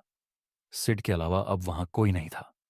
वार्डन ने सिड को शांत कराया और उसे वापस उसके रूम तक ले गया, लेकिन जैसे ही वह दोनों उस हॉस्टल रूम के अंदर घुसे, उनका दिल बुरी तरह दहल उठा। उन्होंने अपने सामने नेहा को पंखे से लटका हुआ पाया। यह देखकर सिड बुरी तरह चिल्लाया और रोने लगा, मगर वार्डन ने जल्दी से नेहा की टांगें पकड़ी और उसे पंखे से नीचे उतार लिया। उसकी सांसें अभी भी चल रही थीं। इसके बाद नेहा को हॉस्पिटल में एडमिट करा दिया गया, जहां वह 4 दिन तक रही और फिर होश में आई। नेहा के ठीक होने के बाद सिड ने उसे बताया कि उसने उसी बच्चे को वॉशरूम में देखा था जिसकी बात नेहा कर रही थी। सिड को वो बच्चा अच्छे से याद था। उसने नेहा को याद दिलाया कि जब वह दोनों 11वीं क्लास में थे, तब मोहन सिड का बेस्ट फ्रेंड हुआ करता था। नेहा स्कूल में नई नई आई थी। सिड और मोहन दोनों को ही नेहा बहुत पसंद आ गई थी और इसी वजह से सिड और मोहन की दोस्ती टूट गई थी। सिड ने जल्द ही नेहा को डेट करना शुरू कर दिया था, मगर यह बात मोहन को बिल्कुल पसंद नहीं आई। एक साइको जैसे वो नेहा को स्टॉक करने लगा था, सिड से हाथापाई करने के बहाने भी ढूंढता था। जब ये सब करने के बाद भी नेहा ने उस पर ध्यान नहीं दिया, तो एक दिन मोहन ने अपने हॉस्टल के कमरे में पंखे से लटक कर अपनी जान दे दी। इस हादसे के बाद सिड नेहा को लेकर वापस अपने घर लौट गया, मगर आज भी नेहा को रोज रात में उस बच्चे की भयानक शक्ल के बुरे सपने आते हैं। True rainy night horror. यह एक टिपिकल फ्राइडे नाइट की बात है, जब मैं अपने कॉलेज की क्लासेस के बाद डोर डैश कर रहा था। मेरे साथ कुछ अजीब हुआ। मैं ये वीकेंड्स में करता था ताकि मेरी लिविंग एक्सपेंसेस कवर हो सके, लेकिन उस रात कुछ अलग था। ऑन ऑर्डर कम आए, कुछ ऐसे ऑन ऑर्डर्स जो कम पेमेंट दे रहे थे, basically waste of time on orders. फिर 1 घंटे बाद एक ऑन ऑर्डर आया जो थोड़ा सही था, लेकिन वह 8 मील दूर था। उसका पेमेंट अच्छा था, लेकिन लोकेशन कुछ सही नहीं लग रही थी। पर यह उन ऑन ऑर्डर्स से बेहतर था जो कम पैसे दे रहे थे, तो मैंने बिना ज्यादा विचार किए ऑन ऑर्डर एक्सेप्ट किया और रेस्टोरेंट गया। फिर बैग लेकर गाड़ी में बैठा और ड्राइविंग करने लगा। जीपीएस ने बताया कि सफर 30 मिनट चलेगा, जो मेरे लिए अब तक के ऑन ऑर्डर में से बहुत लंबा समय था। कैंपस के जस्ट बाद बहुत से घर थे, लेकिन जब मैं 20 मिनट बाद वाले मार्ग पर पहुंचा, तब मेरे सामने सिर्फ खुले मैदान और खेत दिखाई दिए। उस जगह कोई घर नहीं था, सिर्फ खुले खेत और लहराती हुई फसल दिखाई दे रही थी। मैं थोड़ा नर्वस फील कर रहा था, लेकिन मैंने सोचा कि सब ठीक होगा। उन खाली खेतों के बीच मुझे एक घर दिखा जो कि लोकेशन से मैच कर रहा था। मैं समझ गया कि यही घर है जहां मुझे डिलीवरी देनी है। अब मैं उस खाली और सुनसान रास्ते से होते हुए उस घर की ओर, अपने ऑर्डर की ओर बढ़ रहा था। उस जगह की अजीब सी शांति काफी कुछ कह देने लायक थी। मैदान के बीच से गुजरते हुए मुझे बहुत अजीब लग रहा था। भले ही मैं डरपोक नहीं हूं, लेकिन बिना किसी कारण के घबराहट होना एक अलग एहसास था। जैसे ही मैं सड़क से आगे निकला, तो एकमात्र आवाज की जड़ पर मेरी कार की धीमी गड़गड़ाहट थी। मैंने कार पार्क किया और बैग तैयार किया, फिर कार को वहीं छोड़ दिया और बाहर निकला। वह घर शांत था और वहां काफी अंधेरा भी था। बाहर की जगह को रोशन करने के लिए केवल बरामदे की रोशनी जल रही थी। मैं गंदगी भरी घास के बीच से होकर बरामदे तक गया और दरवाजे पर दस्तक देते हुए इंतजार कर रहा था। मैंने पीछे मुड़कर अपनी कार की ओर देखा, जो मैदान में अंधेरे में गायब सी लग रही थी। इसके पीछे एक क्षण का समय बीत गया। फिर मैंने फिर से दस्तक दी, लेकिन कोई प्रतिक्रिया नहीं हुई। यहां तक कि अंदर से किसी की आवाज भी नहीं आई। मुझे स्थिति की विचित्रता का एहसास होने में देर नहीं लगी। खिड़कियों में कोई रोशनी नहीं थी और यह भी दिख रहा था कि खिड़कियां कितनी सड़ चुकी थीं। घर को करीब से देखने पर मुझे केवल यही लगा कि ऑन ऑर्डर पूरा नहीं किया जा सकता। एक संकोच वाली बात यह थी कि मेरे पास इस पते के लिए एक ऑन ऑर्डर था और पोर्च लाइट जल रही थी। मैंने लाइट की ओर देखा और सोचा कि यह एकमात्र लाइट क्यों होगी, लेकिन कुछ अजीब संयोग से मुझे पता चला कि उस लाइट के शीर्ष भाग में एक सस्ती सोलर बैटरी है। यह सिर्फ एक खुद चलने वाली लाइट थी जो दिन के दौरान ही चार्ज होती है और शाम को चालू हो जाती है, जिसका मतलब है कि इसे चालू करने के लिए किसी को भी यहां मौजूद नहीं होना पड़ेगा। अब मैं ये सब एक साथ जोड़ ही रहा था कि तभी मैंने अपने पीछे एक गड़गड़ाहट की आवाज सुनी। मैं मुड़ा और देखा कि एक कार गंदगी भरे रास्ते से गुजर रही थी और मेरी कार के ठीक पीछे आ रही थी। मैं वहीं खड़ा रहा और उनकी हेडलाइट्स को देखता रहा जब तक कि एक आदमी बाहर नहीं निकला। मैंने पोर्च से चिल्लाकर पूछा, क्या यह उसका ओन ऑर्डर था? लेकिन उसने कोई जवाब नहीं दिया। वह बस अपनी कार के पास ही खड़ा रहा, ना ही हिला, ना ही बोला। मुझे अपने एड्रेनालाइन का स्पाइक महसूस हुआ जब मुझे एहसास हुआ कि यह स्थिति कितनी भयानक थी। रात की खामोशी ने मुझे केवल यह याद दिलाया कि यहां कोई नहीं था जो मेरी मदद कर सके। मैं एक खाली घर और एक अजनबी के साथ एक मैदान के बीच में फंस गया था। एक पल के झटके में मैंने बैग गिरा दिया और घर के पीछे भागते हुए बरामदे से तेजी से भागा और सीधे घास के मैदान में चला गया। मैंने पीछे मुड़कर देखा तो वह आदमी मेरे पीछे पागलों की तरह दौड़ रहा था। जैसे जैसे मैं बाहर निकलता गया, घास उतनी ही मोटी और लंबी होती गई और मेरी सांसें फूलने लगीं। कुछ देर बाद मुझे एहसास हुआ कि अब उस आदमी के पास मेरा पीछा करने का कोई मौका नहीं है। मैं धीरे धीरे अपनी सांसें रोक रहा था और सावधानी से आगे बढ़ रहा था, फसलों के बीच से होते हुए। मैंने और भी शांत रहने की कोशिश की क्योंकि शायद वह आदमी अभी भी मेरा पीछा करने की कोशिश में था। दौड़ते दौड़ते मैं एक सड़क पर पहुंच गया। मैं डरा सहमा उस सड़क पर जाकर गिरा। मुझे पुलिस ने उठाया और जांच करने के लिए मुझे साथ ले गई, लेकिन वह आदमी तब तक जा चुका था। मुझे आश्चर्य हुआ क्योंकि मेरी कार लूटी नहीं गई थी और ऑन ऑर्डर का बैग अभी भी घर के बरामदे पर ही था। इसका मतलब केवल यह हो सकता है कि उस व्यक्ति के इरादे कुछ और थे, जो कि मुझे लूटने से कहीं ज्यादा बुरे थे। यह तब हुआ जब मैं 18 साल का था और अपने घर से कॉलेज तक का सफर कर रहा था। मैंने अपना सारा सामान अपनी एसयूवी की ट्रंक और पिछली सीट में रख दिया था। यह न केवल मेरी पहली लंबी सड़क यात्रा थी, बल्कि मैं पहली बार इतने लंबे समय के लिए अपने परिवार से दूर रहने जा रहा था। मैं जिस कॉलेज में जा रहा था वह 600 मील की दूरी पर था, जिसे मैंने 2 दिनों की ड्राइविंग में विभाजित किया था। मैंने मानचित्र के जरिए यह अनुमान लगाया था कि मैं रात 11 बजे तक होटल पहुंच जाऊंगा। 7 बजे तक सूरज पूरी तरह से ढल चुका था और अधिकांश गाड़ियां भी जा चुकी थीं। कभी कभार कोई कार वहां से गुजरती थी तो उन्हें देखता और उनकी हेडलाइट्स धीरे धीरे मेरे सामने से गायब हो जाती थीं। ये सब देख देख कर मैं और थक गया था। लगभग 10 बजे मैंने फैसला किया कि मैं अगले गैस स्टेशन पर रुकूंगा, आगे का सफर शुरू करने से पहले। 10 मिनट बाद मैं एक गैस स्टेशन में प्रवेश किया, जो इतनी दूर था कि वहां कोई शहर या कुछ भी नहीं था। वहां बस कुछ पंप और एक छोटा स्टोर था।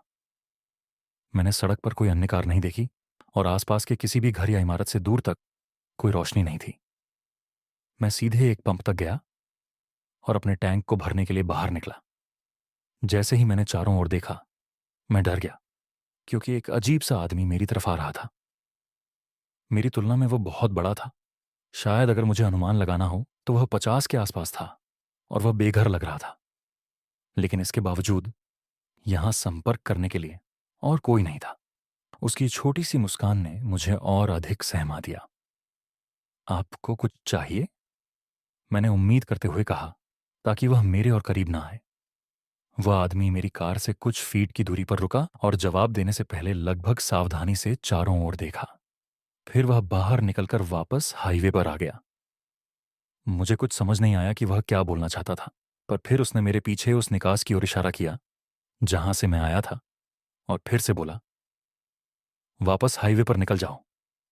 1 सेकंड के बाद मैंने कहा, ठीक है, और वह आदमी चला गया।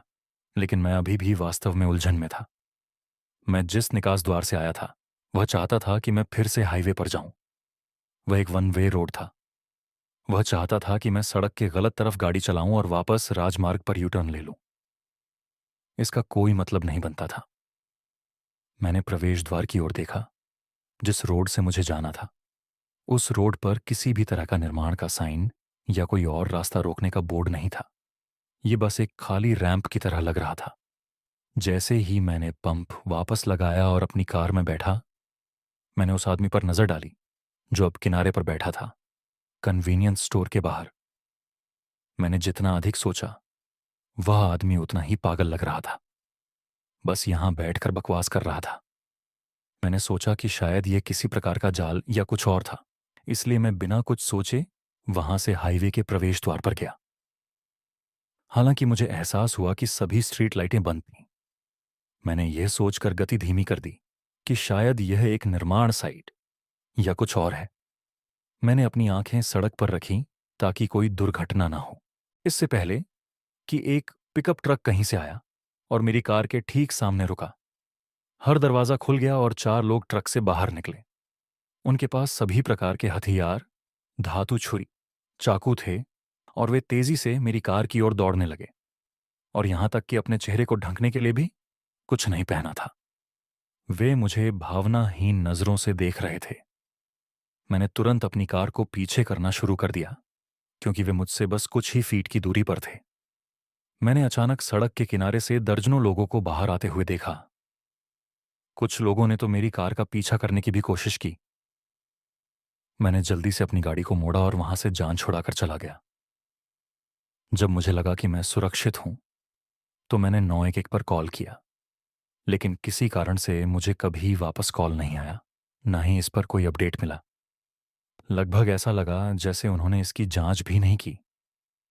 मैं आज तक इस सोच में हूं कि गैस स्टेशन पर मुझे उस बूढ़े ने शायद इसी वजह से यू टर्न लेने बोला था और मुझे उन सभी से बचाने की कोशिश कर रहा था। मैं खुद को भाग्यशाली समझता हूं, क्योंकि मुझे नहीं पता कि वह क्या था या वे सभी क्या करने की योजना बना रहे थे। वाशीकरण, काला जादू। मेघालय और आसाम के बॉर्डर के बीच एक सुनसान जंगल में रात ने अपनी काली घनी चादर पसार ली थी। चारों तरफ अंधेरा ही अंधेरा था। दूर दूर तक कोई दिखाई नहीं दे रहा था, न किसी की आवाज आ रही थी। उस रात हिरेन अकेले उस घने जंगल को पार करने में लगा था। उसके चेहरे को देखकर ऐसा लग रहा था कि जैसे वह किसी बहुत बड़ी मुसीबत में है। इस जंगल के बारे में माना जाता था कि अगर कोई भी इंसान सूरज ढलने के बाद यहां आता है तो उसे एक शैतान अपने वश में कर लेता है और वह फिर इसी जंगल में हमेशा के लिए कैद हो जाता है। हिरेन को यह बात पता थी, लेकिन वह फिर भी रुक नहीं रहा था और बस आगे बढ़े जा रहा था। जंगल के आखिरी छोर पर एक नदी बह रही थी और उस नदी को पार करते ही आसाम सीमा शुरू हो जाती थी। उस नदी के ठीक बगल में लकड़ी से बनी एक पुरानी हवेली थी। हवेली के आगे एक बोर्ड लगा था जिस पर लिखा था, वशीकरण बाबा। गांव के लोगों का मानना था कि उस हवेली में कुछ अजीब है। वहां ऐसी शैतानी ताकतें हैं जो हवेली में रहने वाले बाबा के वशीकरण मंत्रों से इस दुनिया में आ गई है। 32 साल का हिरेन अब उस हवेली के ठीक सामने खड़ा था और जोर जोर से हाँफ रहा था। उस हवेली के दरवाजे पर एक बड़ा सा चौकोर निशान बना था, ठीक वैसे ही जैसे किसी तंत्र मंत्र की किताबों में होता है। हिरेन ने हिम्मत जुटाई और दरवाजा खोला। अंदर उसने देखा कि एक बेहद अजीब सा दिखने वाला बाबा कुछ हड्डियों की पूजा कर रहा था। बाबा की नजर तुरंत हिरेन पर गई और वह जोर जोर से बड़े ही डरावने अंदाज में मंत्र पढ़ने लगा। हिरेन बाबा को देखकर घबरा गया था, लेकिन वह जिस मकसद से बाबा के पास आया था उसे पूरा किए बगैर वह कहीं नहीं जा सकता था। आज से 2 दिन पहले हिरेन की शादी को 5 साल होने आए थे। वह अपनी बीवी प्रिया से बहुत प्यार करता था, लेकिन कुछ दिनों से प्रिया के बदले बिहेवियर के कारण हिरेन को शक होने लगा था। उसे लगने लगा कि प्रिया का किसी और लड़के के साथ चक्कर चल रहा है, जिसे लेकर दोनों के बीच काफी लड़ाई हो गई और आखिर में बात डिवोर्स तक पहुंच गई। और प्रिया उसे छोड़कर अपने एक दोस्त के घर रहने चली गई थी।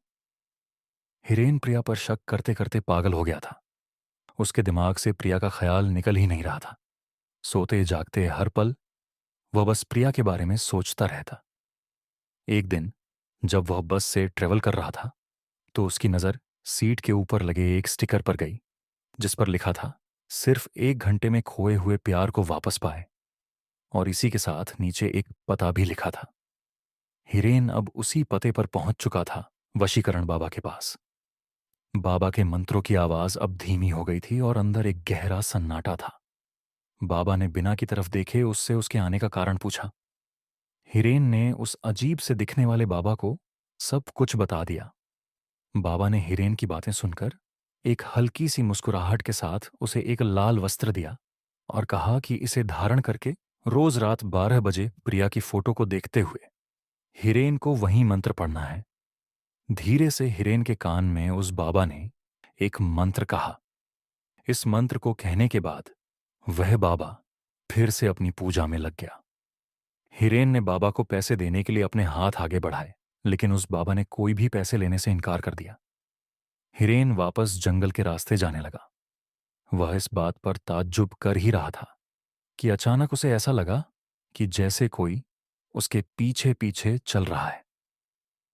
अनजानी रात में गांव की कच्ची सड़क पर चलते हुए उसे ऐसा लग रहा था कि किसी अनजान शक्ति की उस पर निगरानी हो रही हो। वह जितनी तेज चलने की कोशिश करता, उसके कदम उतने ही धीमे धीमे बढ़ रहे थे। रात के 12 बजने से कुछ ही मिनट पहले हिरेन अपने घर पहुंचा। उसने पर्स से प्रिया की तस्वीर निकाली और बाबा का दिया हुआ लाल वस्त्र पहनकर वशीकरण बाबा के मंत्र का उच्चारण करने लगा। तभी अचानक उसे ऐसा लगा कि उसे किसी काले साए ने घेर लिया है और वो उस पर कब्जा जमाने की कोशिश कर रहा है। हिरेन ने अपना सिर चारों तरफ घुमाया और जोर जोर से मंत्र पढ़ने लगा। कुछ ही पलों में वह काला साया वहां से गायब हो गया। हिरेन रोज यह करता। ऐसा करते करते कई दिन गुजर गए, लेकिन हिरेन की बीवी प्रिया अब भी उसके पास नहीं आई थी। हिरेन ने फिर से वशीकरण बाबा से मिलने का फैसला किया। हवेली पहुंचकर उसने बाबा को बताया कि प्रिया अब तक उसकी जिंदगी में वापस नहीं आई है। बाबा ने 2 मिनट के लिए अपनी आंखें बंद की और बताया कि हिरेन के गले में जो लाल धागा है वह उसके वशीकरण की शक्ति को कमजोर कर रहा है। हिरेन ने वह धागा तुरंत उतार दिया। बाबा ने यह भी कहा कि अगर वह प्रिया को इस हवेली में ला सकता है तो प्रिया जरूर हिरेन के पास वापस आ जाएगी। उस दिन भी हिरेन जब अपने घर वापस जा रहा था तो उसे ऐसा लगा जैसे कोई उसके पीछे पीछे चल रहा है और उसे देखे जा रहा है। लेकिन हिरेन, जो प्रिया से बेहद प्यार करता था, उसे पाने के लिए वह कुछ भी करने को तैयार हो चुका था। अगले दिन हिरेन ने प्रिया को कॉल किया और माफी मांगने के बहाने प्रिया को उसी जंगल के पास शाम को मिलने को कहा।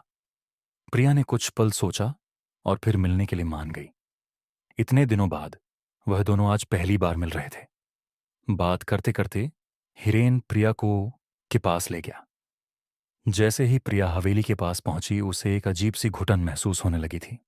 उसने हिरेन को तुरंत वहां से चलने को कहा, लेकिन हिरेन जबरदस्ती उसे हवेली के अंदर ले गया। बाबा ने जैसे ही प्रिया को देखा उसने हिरेन को बाहर जाने को कहा और दरवाजा बंद कर दिया। पूरे 2 घंटे बीत चुके थे, लेकिन दरवाजा अभी तक बंद था। हिरेन को अब बहुत ज्यादा घबराहट होने लगी थी। कुछ देर बाद दरवाजा अपने आप खुला, लेकिन हिरेन ने जो दरवाजे के उस पार देखा वह देखकर हिरेन के रोंगटे खड़े हो गए। अंदर प्रिया बेहोश पड़ी थी और उसके शरीर के चारों तरफ कैंडल जल रहे थे। वह बाबा प्रिया की बॉडी पर तरह तरह के निशान बना रहा था, लेकिन रोंगटे खड़े कर देने वाली बात यह थी कि प्रिया के पास एक बहुत ही भयानक सा काला साया मंडरा रहा था। बाबा ने हिरेन को कहा कि अब प्रिया वही करेगी जो हिरेन उसे बोलेगा, लेकिन इसके बदले उसे इस काले साए की सारी ख्वाहिशें पूरी करनी होंगी। हिरेन को कुछ समझ नहीं आ रहा था। उसने प्रिया को वहां से चलने के लिए कहा तो प्रिया एक कठपुतली की तरह उठकर खड़ी हो गई। वह एक जिंदा लाश से ज्यादा और कुछ नहीं थी। हिरेन प्रिया की ऐसी हालत देखकर घर पूरी तरह दहल गया था। उसने बाबा से गुस्से में कहा कि वह प्रिया को पहले जैसा बना दे, लेकिन तभी उस काले साए ने हिरेन को पीछे से धक्का दे दिया और वह काला साया उसी बाबा में समा गया। अब उस बाबा का रूप एक भयानक आत्मा में बदलने लगा था। उस बाबा के चेहरे का रंग नीला पड़ गया और आंखें बिल्कुल सफेद हो गईं। वह जोर जोर से हंसने लगा। बाबा ने अपने भयानक रूप में बोला कि वह कोई मामूली इंसान नहीं है, बल्कि वह एक शैतान का साया है जो इस जंगल में ना जाने कब से कैद था, और उसने प्रिया की आत्मा चुरा के अपने आप को आजाद कर लिया है और हिरेन को हमेशा के लिए अपना गुलाम बना लिया है। यह सब सुनकर हिरेन वहां से फौरन भागा, पर वह उस जंगल से निकल ही नहीं पा रहा था। वह जहां से निकलता कुछ देर बाद वापस उस हवेली के ठीक सामने आ जाता। धीरे धीरे उसके दिमाग ने काम करना बंद कर दिया और वह उसी जंगल में कैद हो गया। 1.5 महीने बाद उसी जंगल में पुलिस को 2 सड़ी हुई लाशें मिली। वह लाशें किसी और की नहीं, बल्कि हिरेन और प्रिया की ही थीं। शैतान सिर्फ कहानियों में नहीं, रियल लाइफ में भी होते हैं।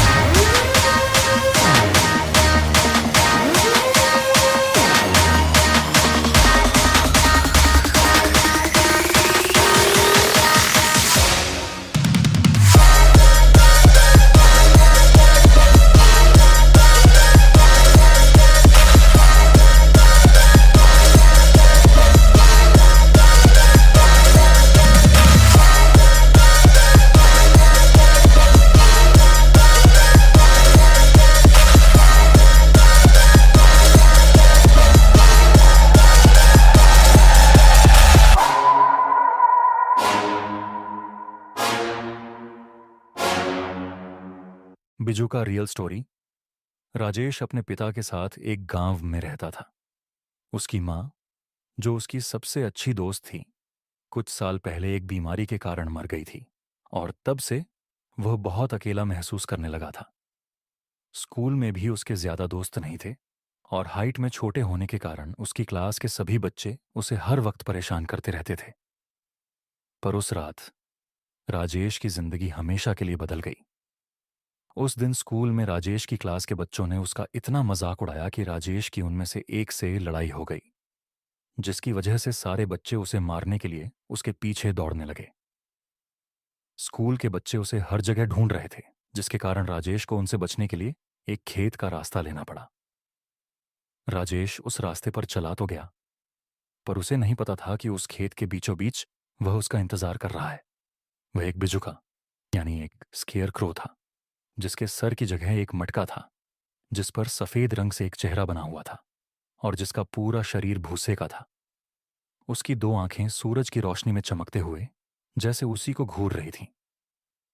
उस बिजुका को वहां देखकर राजेश को एहसास हो गया कि वह उस खेत में आ गया है जहां पर कोई कभी नहीं जाता, क्योंकि पूरे गांव को यह बात पता थी कि उस खेत में जाने का मतलब उस बिजुका के हाथों अपनी जान खोना था। वह वहां खड़ा हुआ उस बिजुका को ही देख रहा था कि इतने में जो लड़के उसका पीछा कर रहे थे वह वहां पहुंच गए और उन्होंने राजेश को चारों तरफ से घेर लिया। डरे हुए राजेश को पता था कि उसका क्या अंजाम होने वाला है, तो उसने अपनी हार मानकर उन लड़कों के हाथों पिटने से पहले अपनी आंखें बंद कर लीं और राजेश वहीं खड़ा रोने लगा। पर तभी उसे भूसे के हिलने की और स्कूल के लड़कों के कहानी की आवाज आई। जब राजेश ने आंखें खोली तो उसने देखा कि उसके स्कूल के लड़के जमीन पर गिरे हुए थे और उनके हाथों पर गहरी चोट लगी थी। इस हादसे के बाद सब भागकर अपने अपने घर चले गए। राजेश की हालत घबराहट के मारे इतनी बुरी हो गई थी कि वह एकदम सुन्न पड़ गया और सीधा सोने चला गया। जो कुछ भी उस खेत में हुआ, राजेश रात में बिस्तर पर लेटा हुआ उसी के बारे में सोच रहा था। पर राजेश को यह नहीं समझ आ रहा था कि उस बिजुका ने उसे क्यों नहीं मारा, और यही सोचते सोचते उसकी आंख लग गई। देर रात को एकदम से उसकी नींद खुली और उसने देखा कि वह बिजुका उसके कमरे की खिड़की के दूसरी तरफ से उन्हीं सफेद आंखों से उसे घूर रहा था। पर इससे पहले वह कुछ कर पाता, उस बिजुका ने भूसे वाले हाथ खिड़की से अंदर डाले और राजेश का हाथ पकड़ लिया। राजेश झटपट नहीं लगा, पर तभी उसे एक छोटे बच्चे का दृश्य दिखने लगा जो अपनी गेंद को ढूंढते हुए उसी खेत में जा रहा था। नीची जाति का होने के कारण कुछ ऊंची जाति वालों ने उस बच्चे को उनके खेत में घुसने के लिए लाठियों से मार मार कर उसकी जान ले ली और उसकी हत्या छुपाने के लिए उस बच्चे की लाश को एक बिजुका के अंदर भर दिया। यह सब देखकर राजेश को समझ आ गया कि दरअसल वह बिजुका भी उसी की तरह एक छोटा बच्चा था जो शायद सिर्फ उसका दोस्त बनना चाहता था। दोस्तों, 1988 में पंजाब के सबसे फेमस सिंगर अमर सिंह चमकीला को दिन दहाड़े दो लोगों ने मार डाला। पर क्यों मारा गया अमर सिंह चमकीला और किसने मारा, उसे देखिए हमारे क्राइम चैनल एद क्राइम शो पर चमकीला मर्डर केस की असली कहानी। वीडियो का लिंक पिन कमेंट में। उसकी कहानी जानकर राजेश और बिजू का दोस्त बन गए। पर पिछली रात जो गांव में बच्चों के साथ हुआ था, उसके चलते राजेश के पिताजी, जो कि एक पंडित थे, उन्हें उन बच्चों की आत्मा को शुद्ध करने के लिए बुलाया गया, क्योंकि सबके माँ बाप को डर था कि वह बिजुका उनके बच्चों के पीछे पड़ जाएगा और उन बच्चों को मार डालेगा। वहीं दूसरी तरफ राजेश और बिजुका साथ में काफी समय बिताने लगे, जहां पर बिजुका राजेश को अपनी शक्तियों से कई खेल दिखाता और राजेश उसके लिए नए नए कपड़े और खिलौने लाता। कुछ दिन बाद जब राजेश का जन्मदिन आया तो उसकी क्लास के बच्चे फिर से उससे लड़ने लगे और वह लड़ाई इतनी ज्यादा बढ़ गई कि उनमें से एक ने राजेश की मां की मौत का मजाक उड़ाना शुरू कर दिया, जिसकी वजह से राजेश को इतना गुस्सा आ गया कि उसने बगल में पड़ा डस्टर उस लड़के के सर पर फेंक मारा और वहां से भाग गया। राजेश भागता हुआ स्कूल के पीछे चला गया, जिसके बाद कुछ ऐसा हुआ जिसकी वजह से पूरा गांव हिल गया, क्योंकि उस रात राजेश की क्लास के उन बच्चों को बिजुका के भूसे भरे हाथों ने छाती चीर कर मार डाला। उन बच्चों की मौत के बाद सारे गांव वालों ने सोच लिया कि आज वह उस बिजुका को जलाकर हमेशा के लिए खत्म कर देंगे। सारे गांव वालों ने उस बिजुका को ढूंढना शुरू किया, पर वह बिजुका उन्हें कहीं नहीं मिला। राजेश के पिता जब रात को घर पहुंचे तो राजेश घर पर नहीं था। उन्होंने आसपास देखा, तब भी उन्हें राजेश कहीं नहीं दिखा। वह बहुत डर गए और हाथ में मशाल लिए उसे हर जगह ढूंढने लगे। जब राजेश कहीं नहीं मिला तो वह थक हार कर अपनी बीवी की मनपसंद जगह पर जाकर बैठ गए और अपने बेटे को खोने के दुख में फूट फूट कर रोने लगे। उन्हें लगा कि वह बिजुका उनके बेटे को भी कहीं ले गया है। तभी उन्हें राजेश की आवाज सुनाई दी और उन्होंने देखा कि राजेश के साथ वही बिजुका था। पर उन्हें नहीं पता था कि राजेश उस बिजुका को खुद गांव वालों से बचाकर वहां लाया था। राजेश उस बिजुका से बात कर ही रहा था कि तभी उसके पिताजी मशाल लेकर एकदम से उनके सामने आ गए और उस बिजुका की तरफ अपने बेटे को बचाने के लिए मशाल लेकर आगे बढ़ने लगे।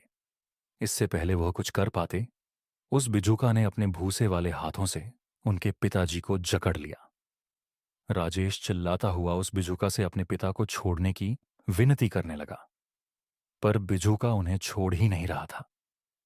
तो राजेश ने नीचे गिरी हुई मशाल उठाई और अपने पिता को बचाने के लिए अपने सबसे अच्छे दोस्त को आग लगा दी। जलते हुए बिजुका ने राजेश के पिताजी को अपनी पकड़ से छोड़ तो दिया, पर तब तक राजेश के पिता की सांसें खत्म हो चुकी थीं।